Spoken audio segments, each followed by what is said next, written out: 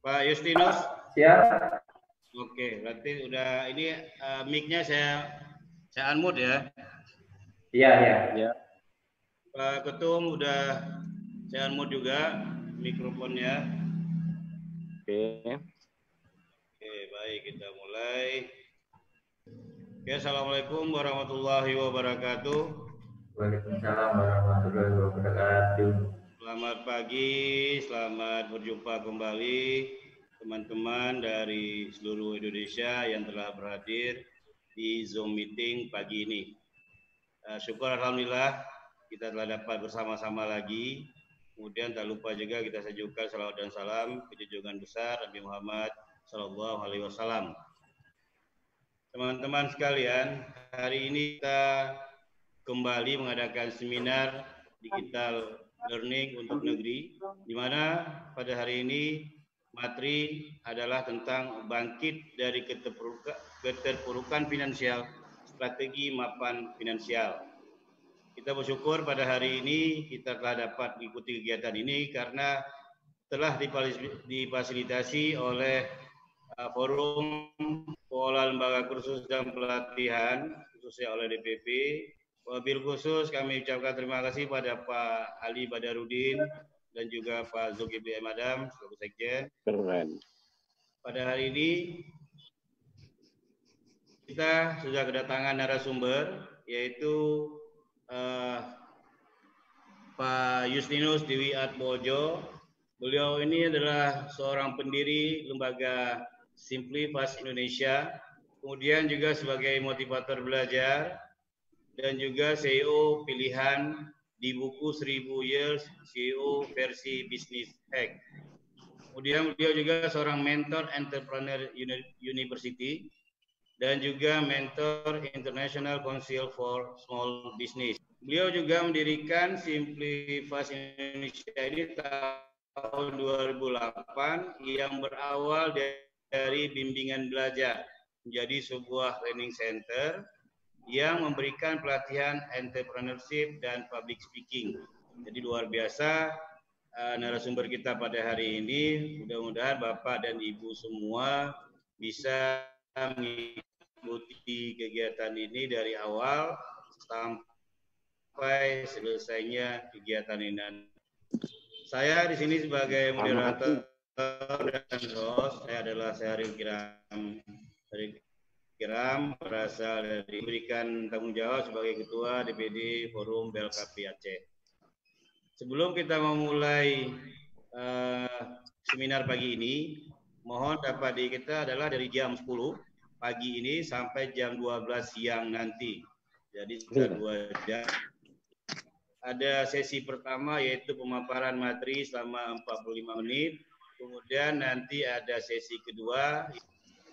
Jadi selama pemaparan materi ini kami harapkan kepada para peserta semuanya untuk menonaktifkan mic atau memute. Kalau memang nanti kami memberikan kesempatan baru akan di-unmute. Kemudian pada sesi tanya jawab, nanti ada yang ingin bertanya silakan mengajukan di sini adalah tangan yang ada di raise gambar tangan warna biru seperti itu. Nah, itu yang ketentuan. Kegiatan seminar kita hari ini bisa dengan tertib. Nah, untuk selanjutnya, marilah kita dengarkan dulu arahan pembukaan dari Ketua Umum DPP Forum BLKP Indonesia. Kami berikan kepada Pak Badarudin untuk memberikan sedikit arahan sebelum kita memberi kesempatan kepada narasumber. Baik, ada Pak Ali Badarudin, Pak Ketum. Waktu dan tempat kami persilakan. Baik, bismillahirrahmanirrahim. Assalamualaikum warahmatullahi wabarakatuh. Alhamdulillah wa syukurillah wala haula wala quwata illa billah. Amma ba'du. Pak Syahril. Ya, suara saya terdengar? Suara saya bisa didengar? Jelas, Pak. Baik.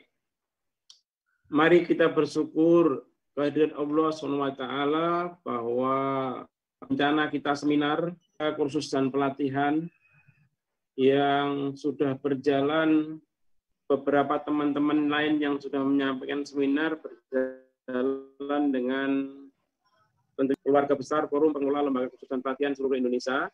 puasa ini mendapatkan rahmat dan diberikan kekuatan oleh Allah SWT. Yang kedua tentunya masa kali ini adalah COVID-19. Saya berdoa semoga kawan-kawan terhindar dan dijauhkan dari penyakit wabah COVID-19 ini. Saudara-saudaraku yang kawan kita keluar dengan jalan yang tidak pernah setia, jika kalian bertakwa, maka Allah akan memberikan jalan keluar dari arah yang tidak pernah disangka-sangka. Itulah yang saya yakini. Saya kemarin juga sudah konsultasi dengan Wakil Ketua DPR RI, salah satunya saudara kita Mas Akang Dede Yusuf, bahwa saya meminta untuk memperjuangkan bahwa forum kursus dan pelatihan yang membawai pemerintah. Kalau para pedagang sudah diberikan perhatian kepada pemerintah, kawan-kawan kursus ini yang semua karyawannya dirumahkan, ini semuanya tentunya tidak mendapatkan gaji, hanya beberapa kursus saja, mungkin hanya 10% atau kurang daripada 10% yang mendapatkan gaji. Saya mengusulkan kepada Komisi 10 untuk pemerintah bertanggung jawabnya kawan-kawan yang dirumahkan ini. Minimal separuh daripada gaji bisa diperjuangkan. Inilah yang sedang kita lakukan bersama dengan Akang Dede Yusuf. Yang kedua, Vicon, unicorn yang ada, ini 10 daripada yang ada itu telah gagal satu menurut saya. Saya minta kepada Akang Dede Yusuf dan kawan-kawan di Komisi 10 yang berhubungan dengan Kementerian. Sinyalnya jelek. Ya, sinyal Pak Ketum jelek. Halo Pak Ketum. Pak Ketum, sinyalnya jelek, itu suaranya nggak kedengaran. Ya, dilanjut dulu aja Mas Sahrir. Baik Pak Joko, nggak bisa. Ya kita lanjut aja ya Pak Joko ya. Iya, dilanjut aja. Sinyalnya mungkin jelek sekali, putus Mas Sahrir. Bisa, kita akan lanjutkan. Pak Justinus, udah siap? Justinus. Baik. Pak Sahril, silakan dilanjut. Tempat saya tadi lagi internetnya mungkin gangguan gitu. gitu. Pak Ketum. Baik, Bapak dan Ibu semua, kita akan lanjutkan ke Madi. Tapi sebelumnya saya ingin menyampaikan salam hormat saya untuk semua senior-senior, ketua-ketua DPD, Forum PLKP Indonesia yang sudah hadir juga dalam grup ini. Saya lihat ada Pak Joko Sutrisno, ada Pak Joko Margono ya, ada Pak Soeharto dan lain-lain. Nah, selanjutnya bila Pak Justinus sudah siap, kita akan berikan waktu dan kesempatan kepada Pak Justinus untuk menyampaikan materinya, dan mudah-mudahan peserta ini bisa mendengarkan dengan baik dan mengikuti sampai selesai kegiatan kita pada hari ini. Silakan Pak Justinus. Pak Justinus. Oke, ya sudah. Tadi mohon maaf tadi nggak bisa unmute. Oke, assalamualaikum warahmatullahi wabarakatuh. Waalaikumsalam. Ya. Semoga suara saya jelas, Bapak Ibu sekalian. Saya ucapkan selamat pagi, salam semangat, salam sukses kepada Bapak Sekjen, Pak Zulkifli Adam. Terima kasih kepada Pak Ketua Umum, Pak Ali Badarudin. Terima kasih kesempatannya. Kepada mentor saya Pak Joko Sutrisno, terima kasih kesempatannya, dan kepada Pak Syahril, terima kasih pagi ini mendampingi saya kembali untuk sharing materi, dan juga kepada Bapak Ibu narasumber semuanya dan Bapak Ibu peserta seminar pagi ini. Semoga ibadah Bapak Ibu sekalian menjadi amal ibadah yang luar biasa. Nah, hari ini kebetulan saya akan di keterpurukan finansial seperti yang diarahkan Pak Joko Sutrisno, bahwa saya mengalami badai finansial selama perjalanan bisnis saya, bukan hanya satu kali saja. Jadi saya memulai usaha tahun 2008 sampai sekarang. Mohon maaf, ada yang cek, sudah lumayan suara saya. Cek. Sekarang keluar. Cek. Sudah, Mas. Sudah jelas. Sudah, Sudah ya. Oke, ya suaranya sudah bagus, nggak bergema. Jadi saya memulai usaha tahun 2008 sampai 2020 ini mengalami badai finansial itu sudah lebih dari 1 kali. Bahkan yang paling dahsyat itu 3 kali menurut catatan saya. Dan untuk saat ini kita sama-sama lagi mengalami badai finansial yaitu karena COVID. Bedanya kalau yang dulu badai finansial saya alami sendiri, tetapi kalau sekarang kita mengalami bersama-sama. Nah, berikut saya sampaikan materi di share screen ya. Saya sampaikan di share screen. Mohon izin Pak Syahril untuk share screen materi saya ya Pak. Mohon izin Pak Syahril untuk share screen materi. Hadir. Pak Syahril. Silakan Pak Yusri, sudah bisa. Silakan. Udah bisa ya? Udah muncul ya? Ya, Pak. Oke. Jadi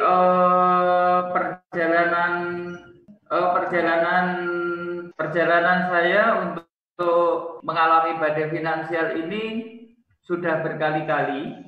Makanya saya menyebut istilahnya adalah die-hard entrepreneur. Jadi entrepreneur yang susah mati gitu ya. Karena ketika kita menjadi wirausaha itu pasti akan selalu ketemu masalah. Masalah satu sudah terselesaikan, akan muncul masalah-masalah berikutnya. Makanya istilah materi pada pagi hari ini adalah die-hard entrepreneur. Jadi entrepreneur yang tidak gampang mati, istilahnya bukan mati yang beneran, tapi yang tidak putus asa.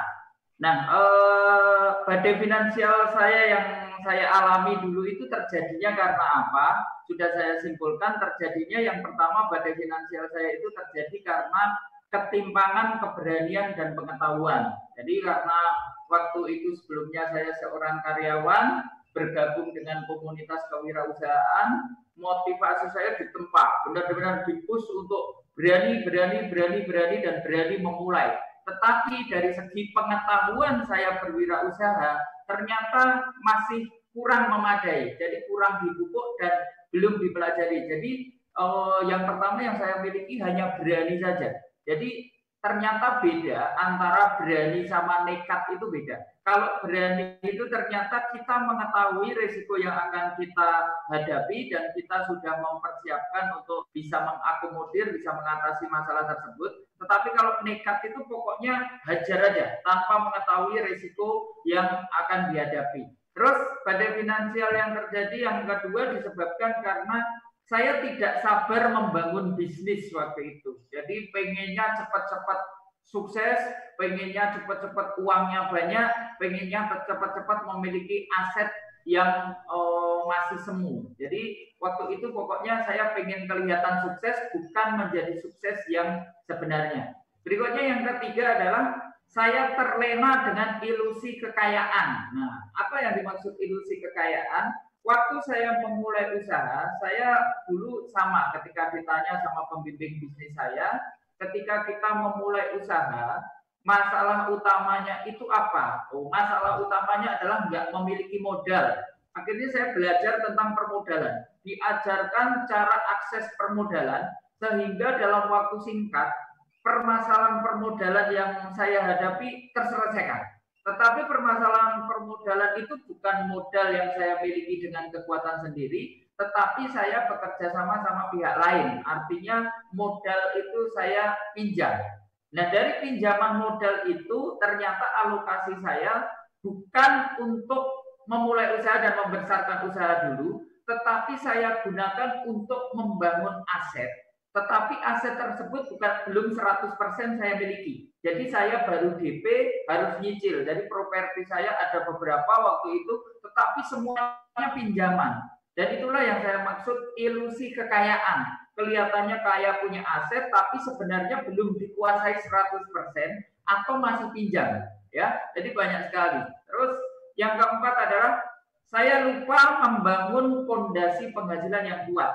Posisi waktu saya belum mulai usaha, saya adalah seorang karyawan produk spesialis di perusahaan internasional, ya. Dan ketika saya berpindah menjadi seorang wirausaha, saya tidak 100% memahami bahwa sekarang tidak ada yang memberikan gaji kepada saya, tetapi saya tergoda karena seolah-olah uang pinjaman itu adalah income saya, dan saya lupa membangun fondasi yang kuat untuk penghasilan saya. Nah, terus berikutnya. Nah, ini efek dari mabuk motivasi saya.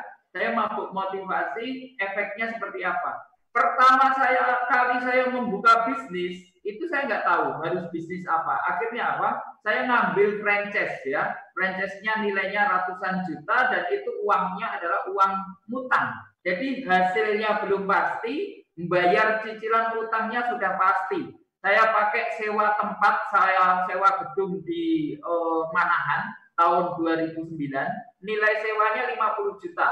Saya pakai gedung, sewa gedung di Solo Baru, di Komplek Ruko Solo Baru, nilai sewanya 1 tahun 50 juta.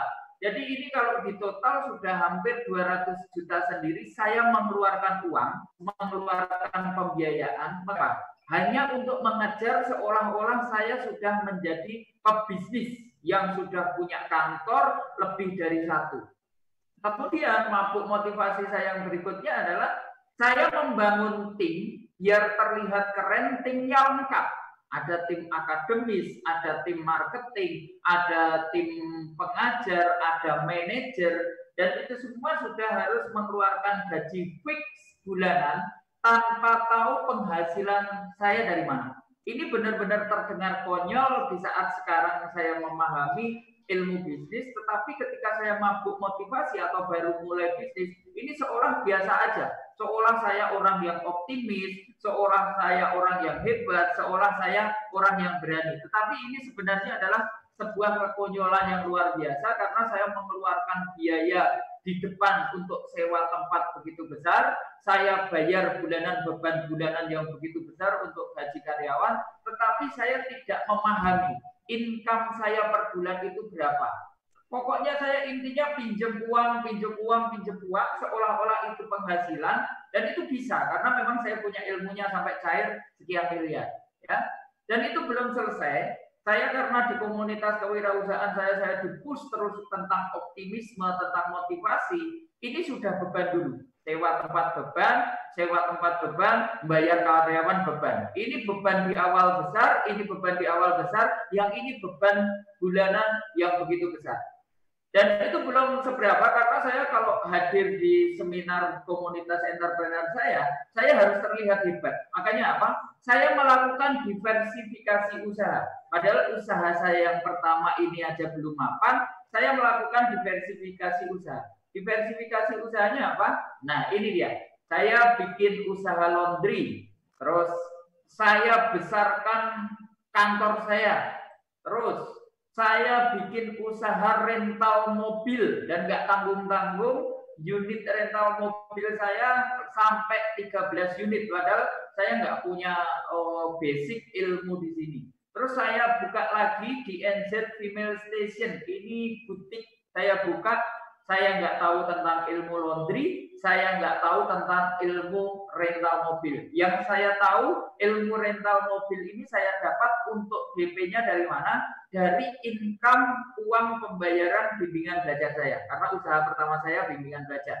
Terus saya berpikir, membuka bimbel ini pelanggannya udah jelas. Siapa? Orang tua murid bimbel. Karena murid-murid bimbel saya, kalau datang ke tempat bimbel selalu diantar orang tua. Nah, tetapi ilmu saya hanya sebatas itu. Bahwa bimbel ini ada pelanggannya, rental mobil ini ada yang nyewa, dan saya nggak pakai modal. Saya minta masukan dari teman-teman yang sudah rental mobil. Yus, rental mobil itu ilmunya cuma satu, yang penting mobilnya jangan sampai hilang. Nah, gimana caranya nggak hilang? Caranya dipasangi GPS track. Oh ya, siap. Saya pasangi GPS track semua mobil saya. Sudah, ini jalan semuanya. Sistem tidak saya bangun. Tim juga tidak jelas, ukuran kinerjanya seperti apa, yang jelas pokoknya jalankan. Nah, apakah usaha ini semuanya jalan? jalan. Semuanya jalan. Yang rental mobil ada, yang laundry juga ada pelanggannya. Permasalahannya adalah ketika usaha ini berjalan, ternyata ada masalah. Masalahnya apa? Saya tidak bekerja sendiri dan saya melibatkan pihak lain, yaitu karyawan laundry, karyawan bimbel, karyawan butik, dan juga penyewa mobil saya. Permasalahan muncul ketika saya harus mengelola karyawan atau sumber daya manusia. Laundry. Ternyata mengelola karyawan laundry itu tidak mudah. Kalau tersinggung sedikit, langsung keluar. Kalau sudah keluar, ya mungkin kita mau laundry sendiri. Udah jadi masalah lagi. Ternyata bukan permasalahan hanya hilang dibawa lari aja. Tetapi mobil ini resikonya digadaikan. Nah, ini keren lagi nih, rental mobil saya ini yang menggadaikan bukan orang lain, bukan saudara, tetapi ketua RT di komplek perumahan saya. Nah kan serba repot. Kalau saya tagih, nanti saya dipecat jadi warga. Kalau nggak tagih, saya punya beban cicilan rental mobil. Jadi Bapak Ibu, rental mobil ini belum lunas ya. Rental mobil ini baru DP, ngangsurnya dari hasil rental. Nah ini kalau udah digadaikan, nggak dapat uang sewa, ya udah, ini jadi kredit macet. Kemudian untuk di NZ Female Station, untuk butiknya ini, ternyata harus update terus. Update apa? Update model-model koleksi terbaru supaya terus laku. Akhirnya ini cash flow terganggu, rental mobil cash flow terganggu, ini rental cash flow terganggu, bisnis bimbel tidak fokus pada kualitas, nggak nambah omset, tetapi cicilan modal dari kredit card, dari KTA, dari pinjaman rekening koran jalan terus. Yang terjadi adalah uang pinjamannya itu cicilannya sudah pasti, hasil bisnis tidak pasti. Aset yang dimiliki sebagai ilusi kekayaan seolah-olah dimiliki, punya rumah, punya tanah, tetapi masih nyicil.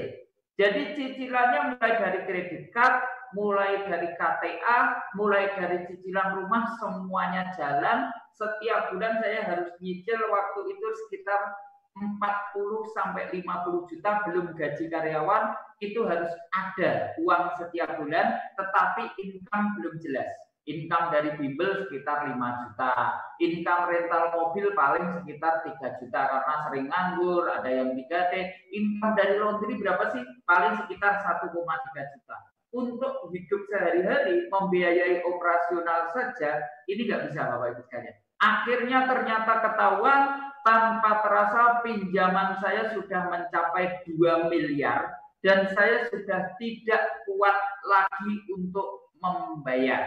Nah, terjadilah kredit macet dan impian saya untuk menjadi orang yang sukses, pengusaha yang memiliki aset luar biasa, yang income-nya lebih besar dari karyawan, hanya sebatas impian saja. Handphone yang biasanya jarang berbunyi sekarang tiap menit berbunyi. Yang telepon siapa? Petugas bank. Pak Yus, hutangnya sudah jatuh tempo. Pak Yus, harus sudah bayar. Bukan hanya handphone aja yang rajin bunyi.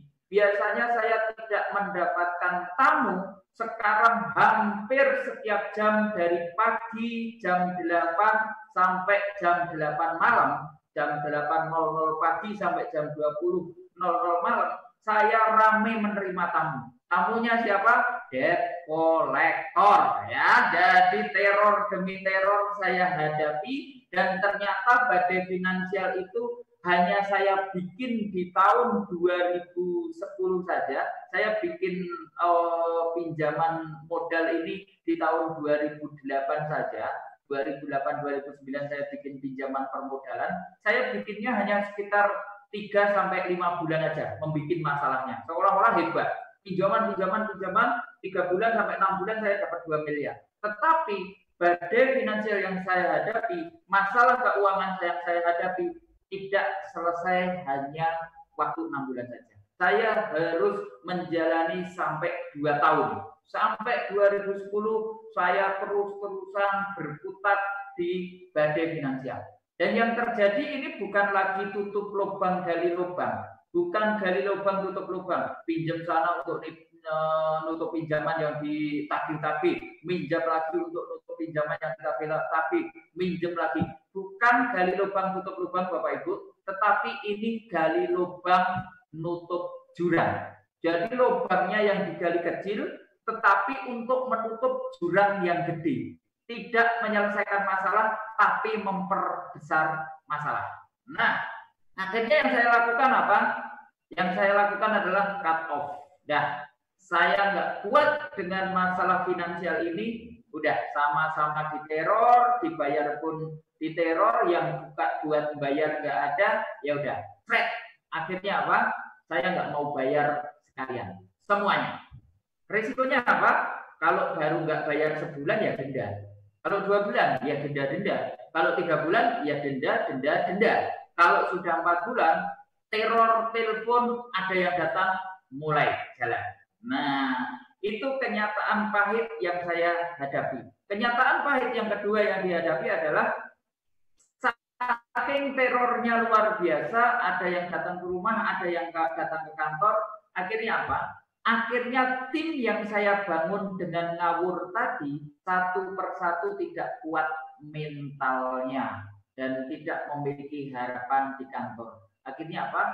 Timnya bubar juga. Jadi saya sudah hadapin finansial, bisnisnya juga kacau. Yang ketiga adalah ya otomatis kita akan dijauhi teman-teman. Jangankan kok teman-teman, setan aja deket kita juga nggak mau, itu loh ya. Jadi kalau Bapak Ibu sekalian mengalami badai finansial terus mengeluh atau sambat, kalau kita bermasalah finansial atau nggak punya duit itu kok kita dijauhi teman ya. Jangankan kok dijauhi teman ya, setan aja mendekat juga nggak mau gitu ya. Jadi setan mendekat pun nggak mau gitu ya. Jadi itu hal yang wajar. Karena kalau kita punya masalah, biasanya raut wajah kita itu jadi turun semua. Kulit wajah kita jadi turun, murung. Terus kalau diajak ngobrol nggak nyambung, semangatnya juga nggak ada. Begitu ketemu teman itu intinya pokoknya godaannya nembung, pinjem duit aja. Jadi pengen pinjem duit terus saja. Nah itu kita akan dijauhi sama teman-teman kita. Jadi sudah nggak punya teman, menghadapi masalah finansial, jadi teman saya setiap hari ya debt collector yang ngancem, tim juga hilang gitu ya. Itu yang terjadi dan itu berlangsung, bayangkan Bapak Ibu, berlangsung antara tahun 2009-2010 juga itu saya hadapi setahun. Jadi setiap hari saya ketemu kayak gitu udah benar-benar kenyang rasanya ya. Jadi saya berharap Bapak Ibu sekalian sebisa mungkin jangan sampai mengalami seperti itu. Kalau nggak papanya ya nggak apa-apa. Kalau mentalnya kuat nggak papanya ya nggak apa-apa. Saya juga masih hidup. Tapi belum tentu kita kuat menghadapi yang seperti itu, Pak. Karena langsung berantakan semuanya. Yang tadinya kita itu memiliki penghasilan, yang tadinya kita itu memiliki income, jadi semuanya itu hilang semuanya, ya. Jadi semuanya hilang semuanya hanya karena kita nggak bisa fokus, kita diancam terus, kita diintimidasi terus. Itu kita menghadapi yang seperti itu, ya. Kita menghadapi yang seperti itu. Jadi kalau bisa sebisa mungkin Bapak Ibu sekalian jangan sampai mengalami yang seperti itu. Tapi kalaupun mengalami, tenang. Saya juga sudah pernah mengalami. Tapi sebisa mungkin jangan sampai mengalami. Akhirnya setiap hari saya karena sudah berkeluarga, yang saya pikirkan sudah bukan utang lagi karena udah hafal. Paling-paling buka pintu yang ada di depan rumah adalah debt collector. Paling-paling nanti surat yang datang adalah surat peringatan. Paling-paling yang datang adalah surat ancaman. Paling-paling nanti ada yang datang adalah yang ngancam, kan seperti itu. Nah, akhirnya udah terbiasa karena udah jalan setahun. Setahun itu bukan waktu yang singkat ya Bapak Ibu sekalian. Jadi akhirnya saya berpikir, udahlah, saya lupakan dulu utang ini. Sama aja saya pikir juga nggak akan mungkin bisa bayar. Ya udah, kalau gitu saya berpikir tentang cari duit buat makan. Nah, motivasi yang saya miliki dari sebuah komunitas kewirausahaan tadi sudah nggak bersisa lagi. Karena ternyata yang harapannya mapan finansial jauh. Saya harus memulai mencari uang yang biasanya gajinya sudah cukup untuk hidup keluarga. ternyata sudah nggak cukup lagi. Akhirnya saya setiap hari hanya nyari uang untuk kebutuhan makan keluarga saya. Yang penting cari uang untuk bisa beli sayur, yang penting cari uang untuk bisa makan sehari-hari. Lah utang gimana? Utang dilupakan dulu. Karena saya punya mentor bisnis, kalau lagi bermasalah sama utang, nggak kuat bayar, sama aja kalau kita bayar, kita kerja bakti untuk lembaga lain.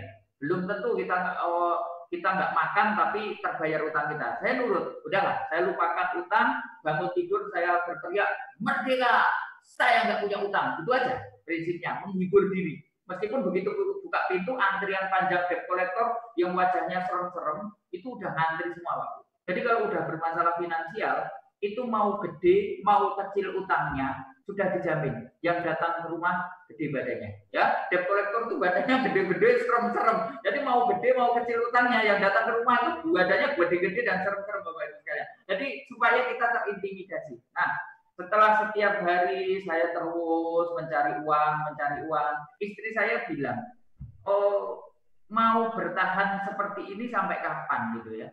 Karena apa? Lingkup pergaulan saya ternyata hanya sama keluarga, keluar cari duit, sama keluarga, keluar cari duit. Itu aja. Jadi nggak ada berkembang.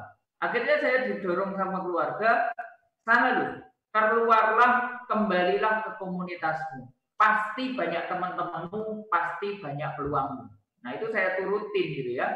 Ya biasa, pertama kali saya dismotivasi, saya nyamperin sahabat saya di komunitas, saya bawa tali waktu itu Pak Bu, jadi bawa tali tampar itu untuk jemuran itu saya bilang sama sahabat saya di komunitas entrepreneur, Mas, katanya jadi pengusaha itu enak, duitnya banyak, terus bisa punya aset luar biasa. Nah ini buat bayar karyawan aja kok nggak ada, buat makan sehari-hari kok nggak ada. Udah ya, saya tak gantung diri aja. Saya sampai bilang seperti itu. Dan teman saya itu bukan menghibur yang, nih tak pinjemin uang, bukan gitu. Malah sama teman saya dikatakan, cemen, itu aja bunuh diri. Ya kalau mati, kalau enggak kan nyusahin orang lain. Kan kayak gitu katanya. Bahkan kalau mati gantung diri nanti juga nyusahin orang lain. Jangan-jangan arwahmu gentayangan malah jadi pocong nanti kan nyusahin manusia yang hidup itu.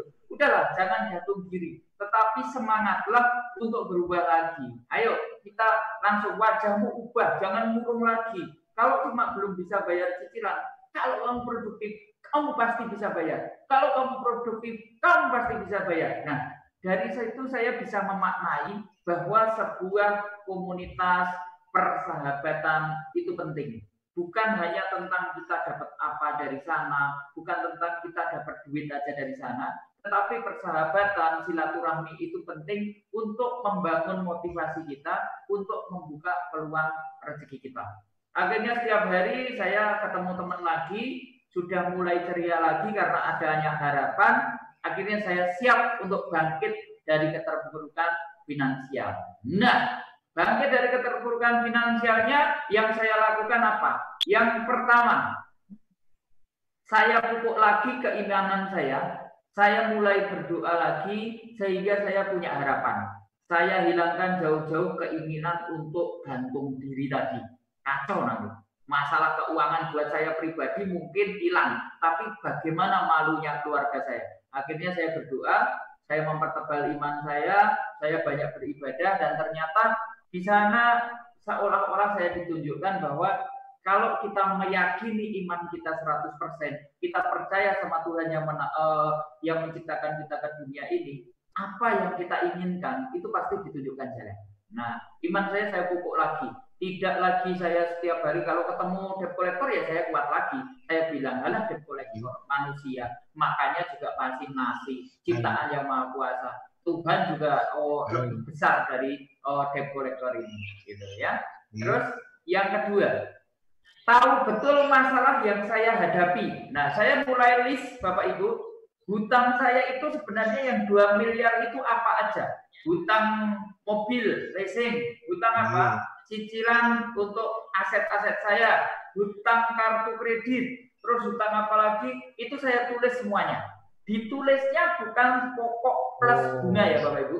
tetapi yang saya tulis adalah pokok hutang yang saya punya. Kartu kredit bank A berapa, bank B berapa, bank C berapa, bank D berapa. Habis itu hutang aset, ilusi aset saya apa aja, saya list. Supaya apa? Supaya jelas Bapak Ibu. Saya banyak sekali setelah melewati masa-masa keterpurukan itu, banyak yang ngobrol sama saya. Mas Yus, dulu melewati masa-masa krisis finansial, caranya seperti apa? Oh, caranya seperti ini. Hutangnya berapa? 2 miliar. Hutangnya apa aja? Kartu kredit sekian ratus juta, KPR sekian ratus juta, PRK sekian ratus juta, sekian miliar untuk KPR-nya. Itu jelas. Banyak yang mengeluh saya punya kondisi finansial terpuruk, tapi ketika ditanya, income-nya berapa? Kira-kira sekian. Pengeluarannya berapa? Kira-kira sekian. Beban hutangnya berapa? Kira-kira sekian. Semuanya serba kira-kira. Nah, kalau semuanya serba kira-kira, Bapak Ibu sekalian, maka kita akan mencari solusinya juga kesulitan. Nggak bisa mencari solusi dengan kira-kira. Harus tahu persis berapa nilainya, harus tahu persis bebannya di mana, supaya kita siap menghadapi. Ya, ibarat ada kata pepatah, kalau kita tahu aturan mainnya, kita kemungkinan menang. Kalau kita bermain tanpa tahu aturan mainnya, kita akan selalu kalah. Nah, itu yang saya lakukan. Saya list, saya inventarisir berapa aja beban saya tulis semuanya. Nah, terus yang ketiga adalah saya yakin pinjaman ini pasti akan saya selesaikan. Saya yakin masalah pasti datang jadi satu sama solusinya. Karena apa? Kekuatan iman tadi. Ya, jadi pokoknya saya list dulu. Habis itu list tulisan hutang-hutang saya nggak pernah saya bawa kemanapun. Karena apa? Kalau itu dibawa kemanapun, nanti begitu ketemu teman duduk bahas. 2 miliar bro, 2 miliar teman-teman, itu kita ngeluh lagi dan teman-teman yang lain akan menghindar. Lawang saya aja punya masalah sendiri, kok dengerin Justinus yang punya beban utang 2 miliar, ngapain? Kan kayak gitu. Setiap orang itu punya masalahnya sendiri-sendiri. Jadi setelah saya list masalah finansial saya, saya lupakan, saya tinggal di rumah. Begitu saya berangkat, yes, saya siap menangkap peluang, saya siap untuk menyelesaikan permasalahan. Mungkin saya belum bisa menyelesaikannya hari ini, tapi saya yakin beberapa hari ke depan saya akan menyelesaikan. Dengan kekuatan apa? Kekuatan Sang Maha Pencipta dan kekuatan action saya. Nah, dengan semangat yang seperti itu, begitu ketemu teman, saya akan bercerita tentang peluangnya apa yang bisa saya bantu, apa yang kira-kira bisa saya lakukan, apa yang kira-kira saya bisa ambil peluangnya. Ya, terus yang nomor 4, saya tetap menjaga semangat dan silaturahmi tadi. Saya sowan ke Pak Joko, saya sowan ke Mas Amin, saya ketemu teman-teman. Kalau diajak ketemu teman-teman yang lain biasanya menghindar. Aduh, saya baru punya utang, saya menghindar aja, saya nggak pede, saya lagi down. Ternyata itu malah bikin kita putus asa. Yang saya lakukan apa? Yang saya lakukan, saya justru kalau ada teman yang mengajak ketemuan, ayo Yus ketemu, saya semangat. Ayo, ada peluang apa? Ayo, ada peluang apa? Saya ketemu. Akhirnya banyak sekali peluang dan saya inventarisir lagi. Oh, peluangnya ini. Oh, peluangnya ini. Oh, peluangnya ini. Begitu banyak peluang. Jualan tas lah, jualan pakaian dalam lah, jualan baju lah, saya lakukan setiap hari. Yang penting saya produktif. Bahkan kalau perlu, tidur pun saya pakai sepatu. Begitu ada teman yang bilang, ini ada orang jualan tanah, Yus, bantuin dong jualin. Saya langsung lari, nggak tahu jam berapa. Karena impian saya, fokus saya satu. Selesaikan beban saya, supaya saya tenang. Itu dulu fokusnya, ya. Jadi saya terus bergerak, ada silaturahmi, jaga semangat. Jadi yang tadinya telepon saya selalu bunyi hanya debt collector, sekarang sudah berubah 50% debt collector. Jadi jangan dibilang, wah setelah ketemu teman debt collectornya selesai mas, nggak neror. Ya tetap neror, tetapi kan jadi probabilitasnya 50% debt collector, 50% teman-teman ngasih peluang. Nah kalau tadinya kan 100% debt collector, apa kita nggak tertekan kayak gitu? Jadi debt collector nelpon, teman-teman ngasih peluang. Nah saya semangat, saya silaturahmi. Berikutnya yang nomor 5, setelah saya silaturahmi, saya jaga komitmen dan kepercayaan. Begitu teman saya bilang, Yus, tolong ini kerjakan. harus 3 hari selesai, maka saya akan jaga komitmen. Kalau saya bilang ya 3 hari selesai saya kerjakan, maka 3 hari itu saya kerjakan dan harus selesai. Yang kedua, kita kondisinya memang butuh uang, Bapak Ibu sekalian. Butuh sekali uang, ingin segera menyelesaikan.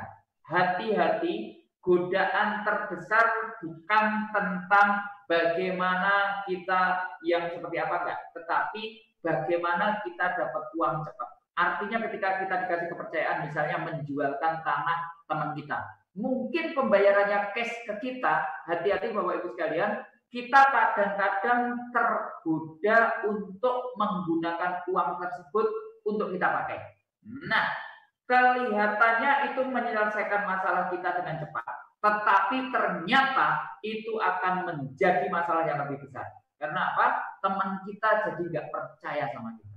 Jadi saya sangat benar-benar hati-hati waktu itu ketika teman memberikan peluang, memberikan pertolongan kepada saya harus jaga komitmen saya harus jaga kepercayaan teman saya. Kalau orang itu misalnya menitipkan sesuatu ke saya janji balikin, saya balikin. Kalau teman saya minta jualkan, saya bantu jualkan, hasil penjualan langsung saya berikan. Supaya apa? Tali silaturahmi saya nggak terputus, peluang yang saya miliki semakin besar. Ini sebenarnya yang benar-benar berat untuk dilakukan. Karena apa? Ya godaan itu begitu besar untuk kita cepat-cepatan. Tetapi hati-hati Pak Bu, ketika kita cepat-cepatan tergoda untuk ngakali teman kita, berarti hidup kita nggak berubah. Komitmen kita sama bank, lembaga keuangan meleset, komitmen sama teman meleset. Berarti hidup kita menjadi orang yang sama sekali nggak bisa dipercaya. Padahal kepercayaan, kredibilitas kita itu penting untuk bisnis kita. Makanya kalau saya meleset sama lembaga keuangan, saya usahakan saya tidak meleset sama teman-teman saya. Supaya apa? Supaya saya tetap dapat peluangnya. Berikutnya, yang keenam, saya hanya fokus pada penghasilan. Kegiatan saya ngumpul-ngumpul, nongkrong-nongkrong, cerita-cerita, benar-benar saya kurangi. Fokusnya apa? Fokusnya saya melakukan kegiatan yang ada hasilnya. Temennya berkurang dong? Ya, temennya berkurang. Temen nongkrong yang biasanya hanya sekedar ngobrol, otomatis menjauh. Tidak masalah. Yang penting waktu kita jadi produktif. Karena saat ini yang kita butuhkan adalah income untuk menyelesaikan. Yang kedua adalah solusi. Solusi untuk utang nggak ada lain. Yaitu apa? Dibayar. Makanya ketika saya mendapatkan penghasilan, untuk makan saya sisihkan dalam kesederhanaan, sisanya untuk apa? Untuk dana darurat, berikutnya untuk cadangan bayar utang. Udah ada posnya, ya. Ini harus benar-benar disiplin. Yang kedua adalah saya mengoptimalkan high income skill. Nah, ini yang saya bilang kemarin pada saat materi pertama di seminar Zoom di FPLKP, low cost, low risk, itu salah satunya adalah optimalkan high income skill. Apa itu? Skill dengan penghasilan tinggi. Ya, skill dengan penghasilan tinggi. Contohnya apa? Saya senang berbicara, saya sudah terbiasa MC, saya sudah terbiasa tampil di depan umum, nah itulah skill. Pertama kali ya bayarannya sedikit Pak Bu. Teman-teman saya itu ada event organizer, ada teman-teman yang punya komunitas pertemuan, ada komunitas MLM. Maka saya diajak sama teman-teman, Mas Yus, Bu minta tolong acara seminar saya dibuka sebagai MC. Oh siap, saya jalan. Buka acara sama nutup acara itu hanya sekitar 10-15 menit, Bapak. Pembukaan 15 menit, penutupan 15 menit. Dengan 15 menit di awal, 15 menit di akhir, maka saya hanya kerja 30 menit. 30 menit bekerja, waktu itu pertama kali dibayar pada saat saya terpuruk berapa? Hanya dibayar 250.000 Bapak sekalian. Tetapi saya punya perhitungan, kalau saya jualan tas, saya jualan pakaian, saya jualan pakaian dalam, saya nggak akan dapat segitu. Makanya saya ambil peluang untuk MC acara teman-teman. Nah, ini high income skill karena apa? Kalau saya MC, resikonya apa? Nggak ada, wong cuma cuak-cuak, tampil aja, yang penting penampilannya menarik, maksud dari acara tersampaikan di pembukaan, dan saya mendapatkan bayaran. Itu aja, nggak ada risiko, nggak ada pengeluaran, karena tiketnya yang bayari teman-teman saya, tetapi saya mendapatkan income, setengah jam dapat 250.000. Terus saya pupuk, akhirnya skill public speaking atau berbicara saya di depan umum terus meningkat. Akhirnya saya mulai belajar pembukaan seminar teman-teman saya di awal 15 menit, nungguin acara 3 jam, saya gunakan untuk belajar Bapak Ibu. Belajar bagaimana handle training, bagaimana caranya jadi terus nanti belajar lagi. Akhirnya apa? Akhirnya saya memiliki skill untuk berbicara di depan umum dan saya mulai bukan MC lagi. Tetapi apa? Tampil menjadi pembicara di training ke perusahaan yang saya seperti ini. Bayarannya bukan 250.000 lagi, Pak Bu. Ini untuk ngisi kayak gini bayarannya jadi naik. Ada yang 1 juta, ada yang 1,5 juta, ada yang 2,5 juta. Tergantung durasinya. Inilah yang saya bilang high income skill, low cost, low risk. Ya, kita punya skill apa, kita lakukan, nggak ada resikonya, nggak ada biayanya, tapi kita dapat penghasilan. Karena ketika saya diundang training seperti ini, meskipun baru belajar, tiketnya sudah dibayari, makan sudah dibayari, jadi bayaran itu bersih. Saya lakukan 4 jam, kadang-kadang dibayar 1,5 juta. Daripada saya jualan tas, belum tentu 1,5 jam saya mendapatkan keuntungan 1,5 juta. Nah, seiring berkembangnya waktu, terus saya terus belajar. Ternyata skill public speaking saya itu meluas. Macam-macam bisnis saya bisa memahami. Ya, saya bisa menyimpulkan, saya MC seminar investasi, seminar bisnis saya masukin, ilmu saya terus bertambah. Akhirnya ternyata teman-teman jadi sering melakukan seminar. Sudah bukan hanya butuh MC lagi, tetapi butuh orang yang bisa promo atau narasumber untuk mendatangkan peserta seminar. Akhirnya saya belajar bagaimana sih menjadi seorang narasumber atau tukang promo yang efektif. Nah, saya mempelajari tentang anatomi sebuah public speaking dengan waktu 1 jam, dengan waktu 15 menit, dengan waktu 30 menit, pesan kita sampaikan, goal closing kita sampai. Ternyata anatomi public speaking itu hanya 3, yaitu pembukaan, isi, penutup, atau closing. Setelah saya pelajari, saya mulai dari tentang bisnis impor. Seminar impor itu seperti apa? Seminar investasi KPR, teknik flipper itu seperti apa? Seminar tentang bisnis kartu kredit sebagai modal itu seperti apa? Hampir seminar keliling dunia itu seperti apa? Menggunakan kartu kredit itu seperti apa? Saya pelajari semuanya. Akhirnya bukan lagi sebagai MC, Bapak Ibu sekalian, tetapi saya sudah sebagai narasumber talkshow. Di mana? Langsung saya jadi narasumber di TV, radio, di media cetak, dan ini nilainya karena ini sudah media elektronik dan media cetak, maka saya minta kenaikan nilai transfer saya. Sekali tampil 1 hari, pokoknya saya harus dibayar 2,5 juta. Kalau enggak, saya enggak mau.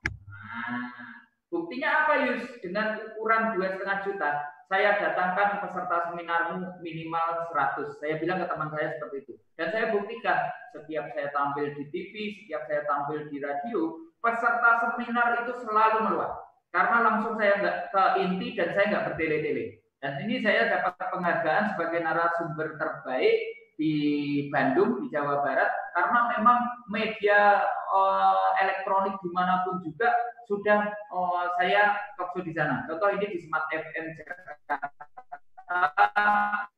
yang Jakarta, ini di Padang, di TV, di Metro TV, di TV One saya sudah tampil dan itu durasinya hanya 1 jam.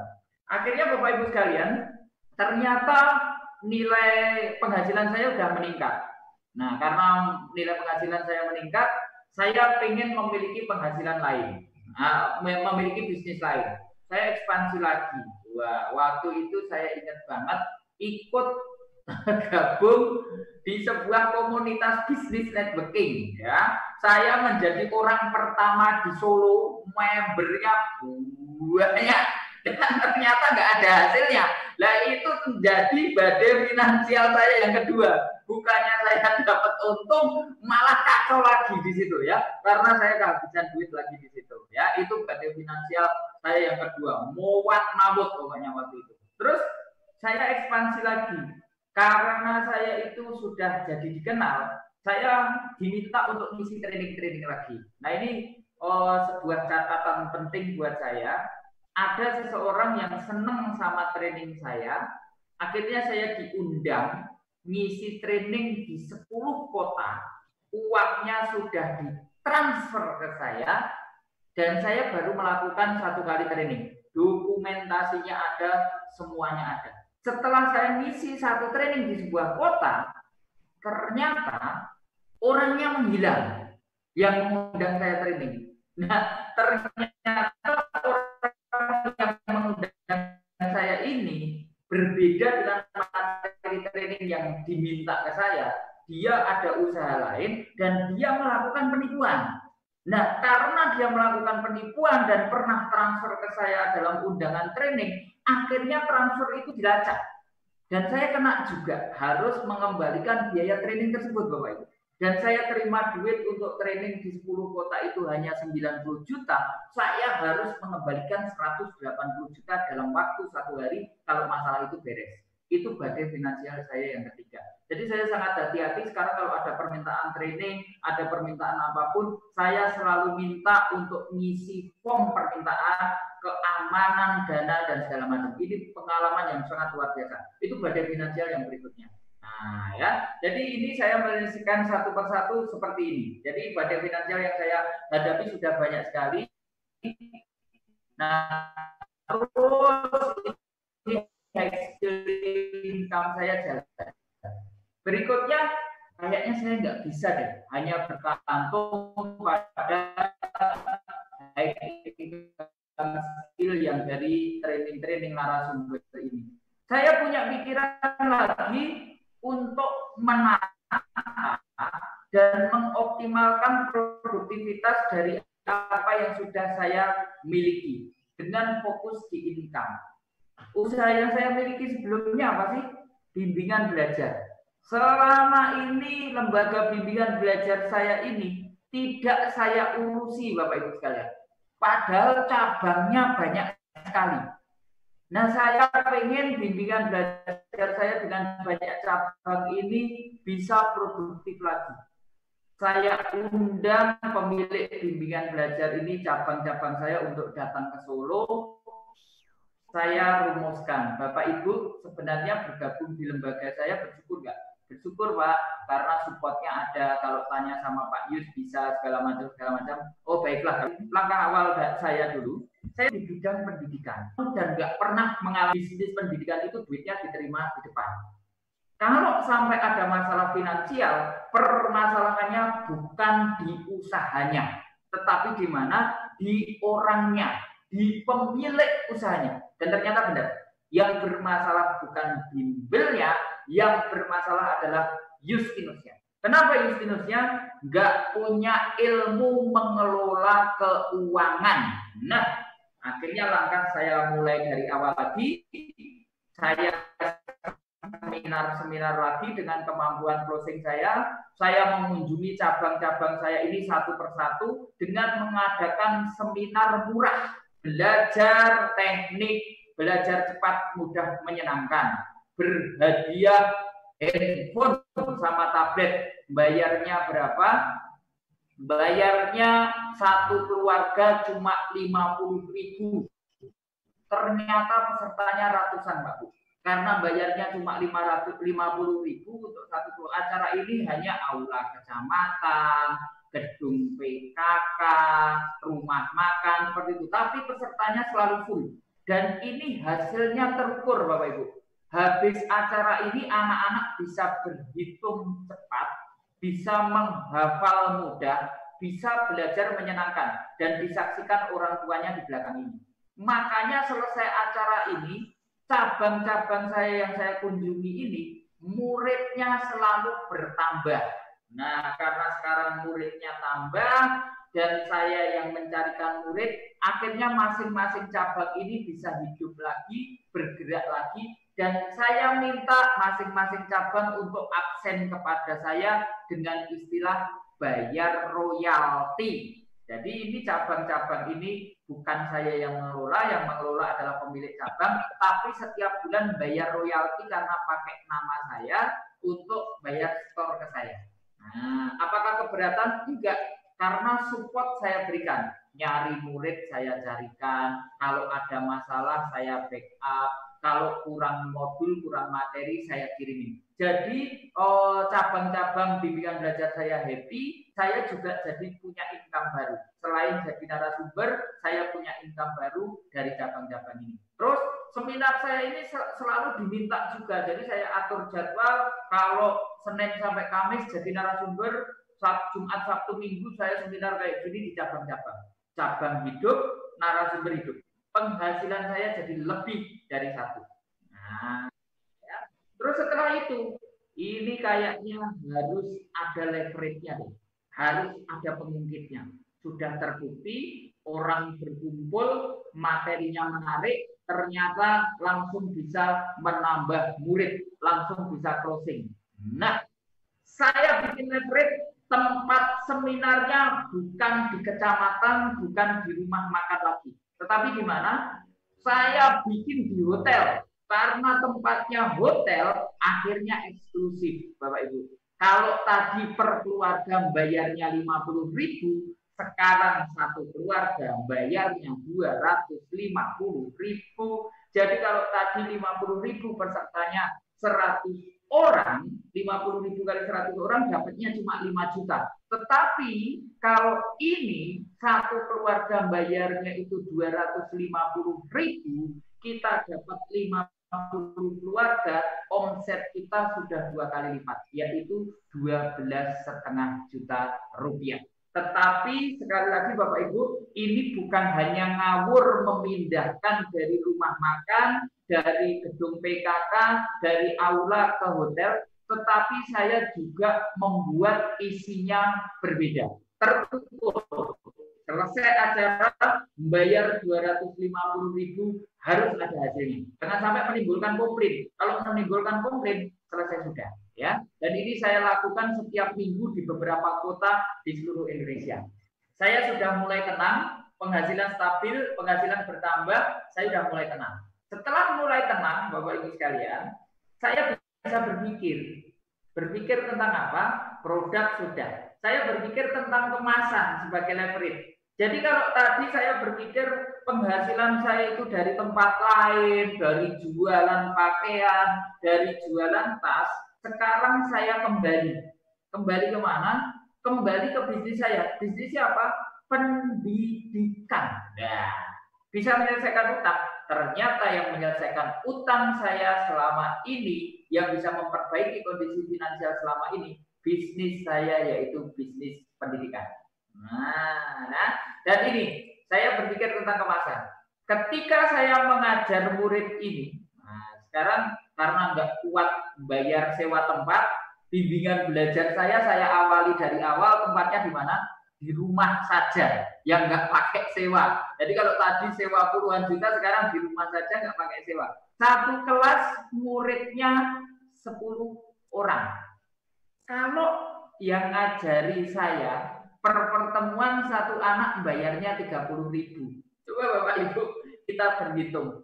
30.000 kali 10 berarti omset saya cuma 300.000. Selesainya utang kapan kan kayak gitu ya. Ini harus diubah kemasan. Jangan tempat belajarnya jangan di rumah. Ibarat kata jualan pecel di pinggir jalan harganya 15.000. Tetapi kalau jualan pecel di dalam hotel harganya 75.000. Mubah dikit namanya. Namanya apa?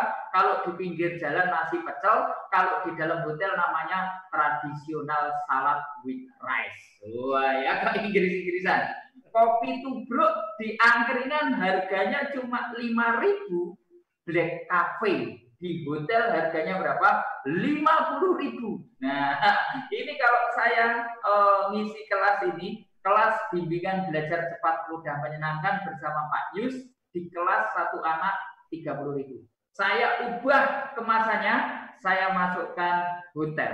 Wah, kalau tadi seminar orang tua bersama anak, sekarang saya ajari training belajar cepat mudah menyenangkan. Tempatnya di mana?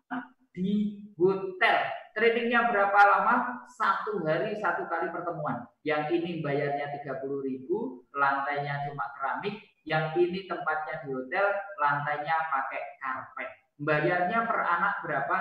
4 juta. Jadi omset yang sini cuma 300.000, yang sini 10 anak per anak 4 juta, sehari bisa 40 juta.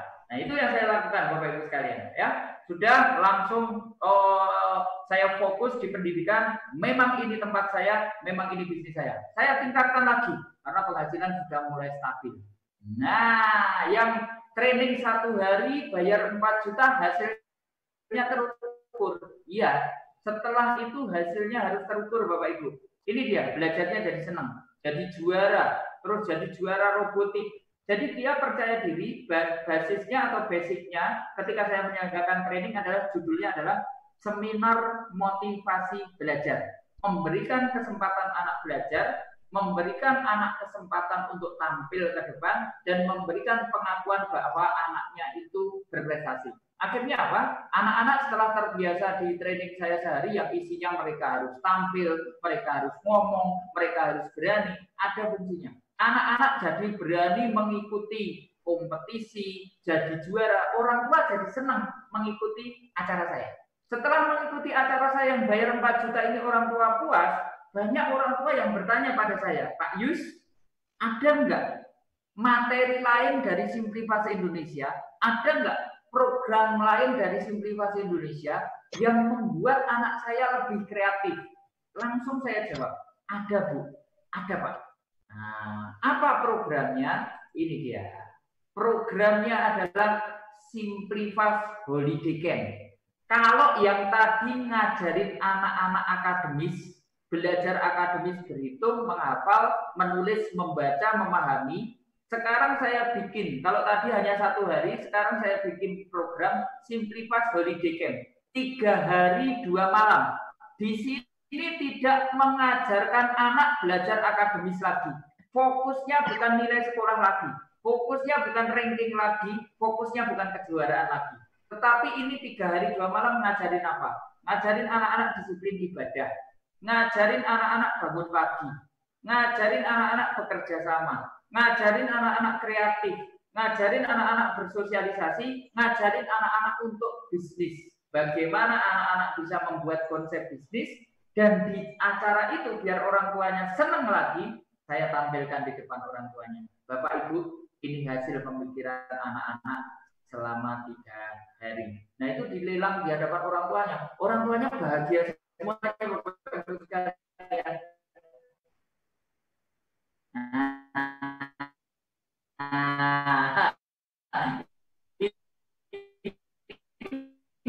Bayarnya lebih gede.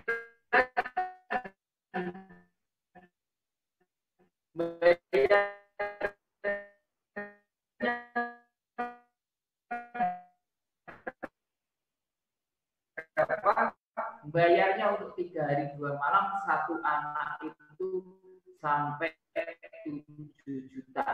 7 juta dikali pesertanya kemarin 30 an, tapi penyelenggaraannya ini mengumpulkan selama 6 bulan. Yang menyolok, maka hati bedanya apa?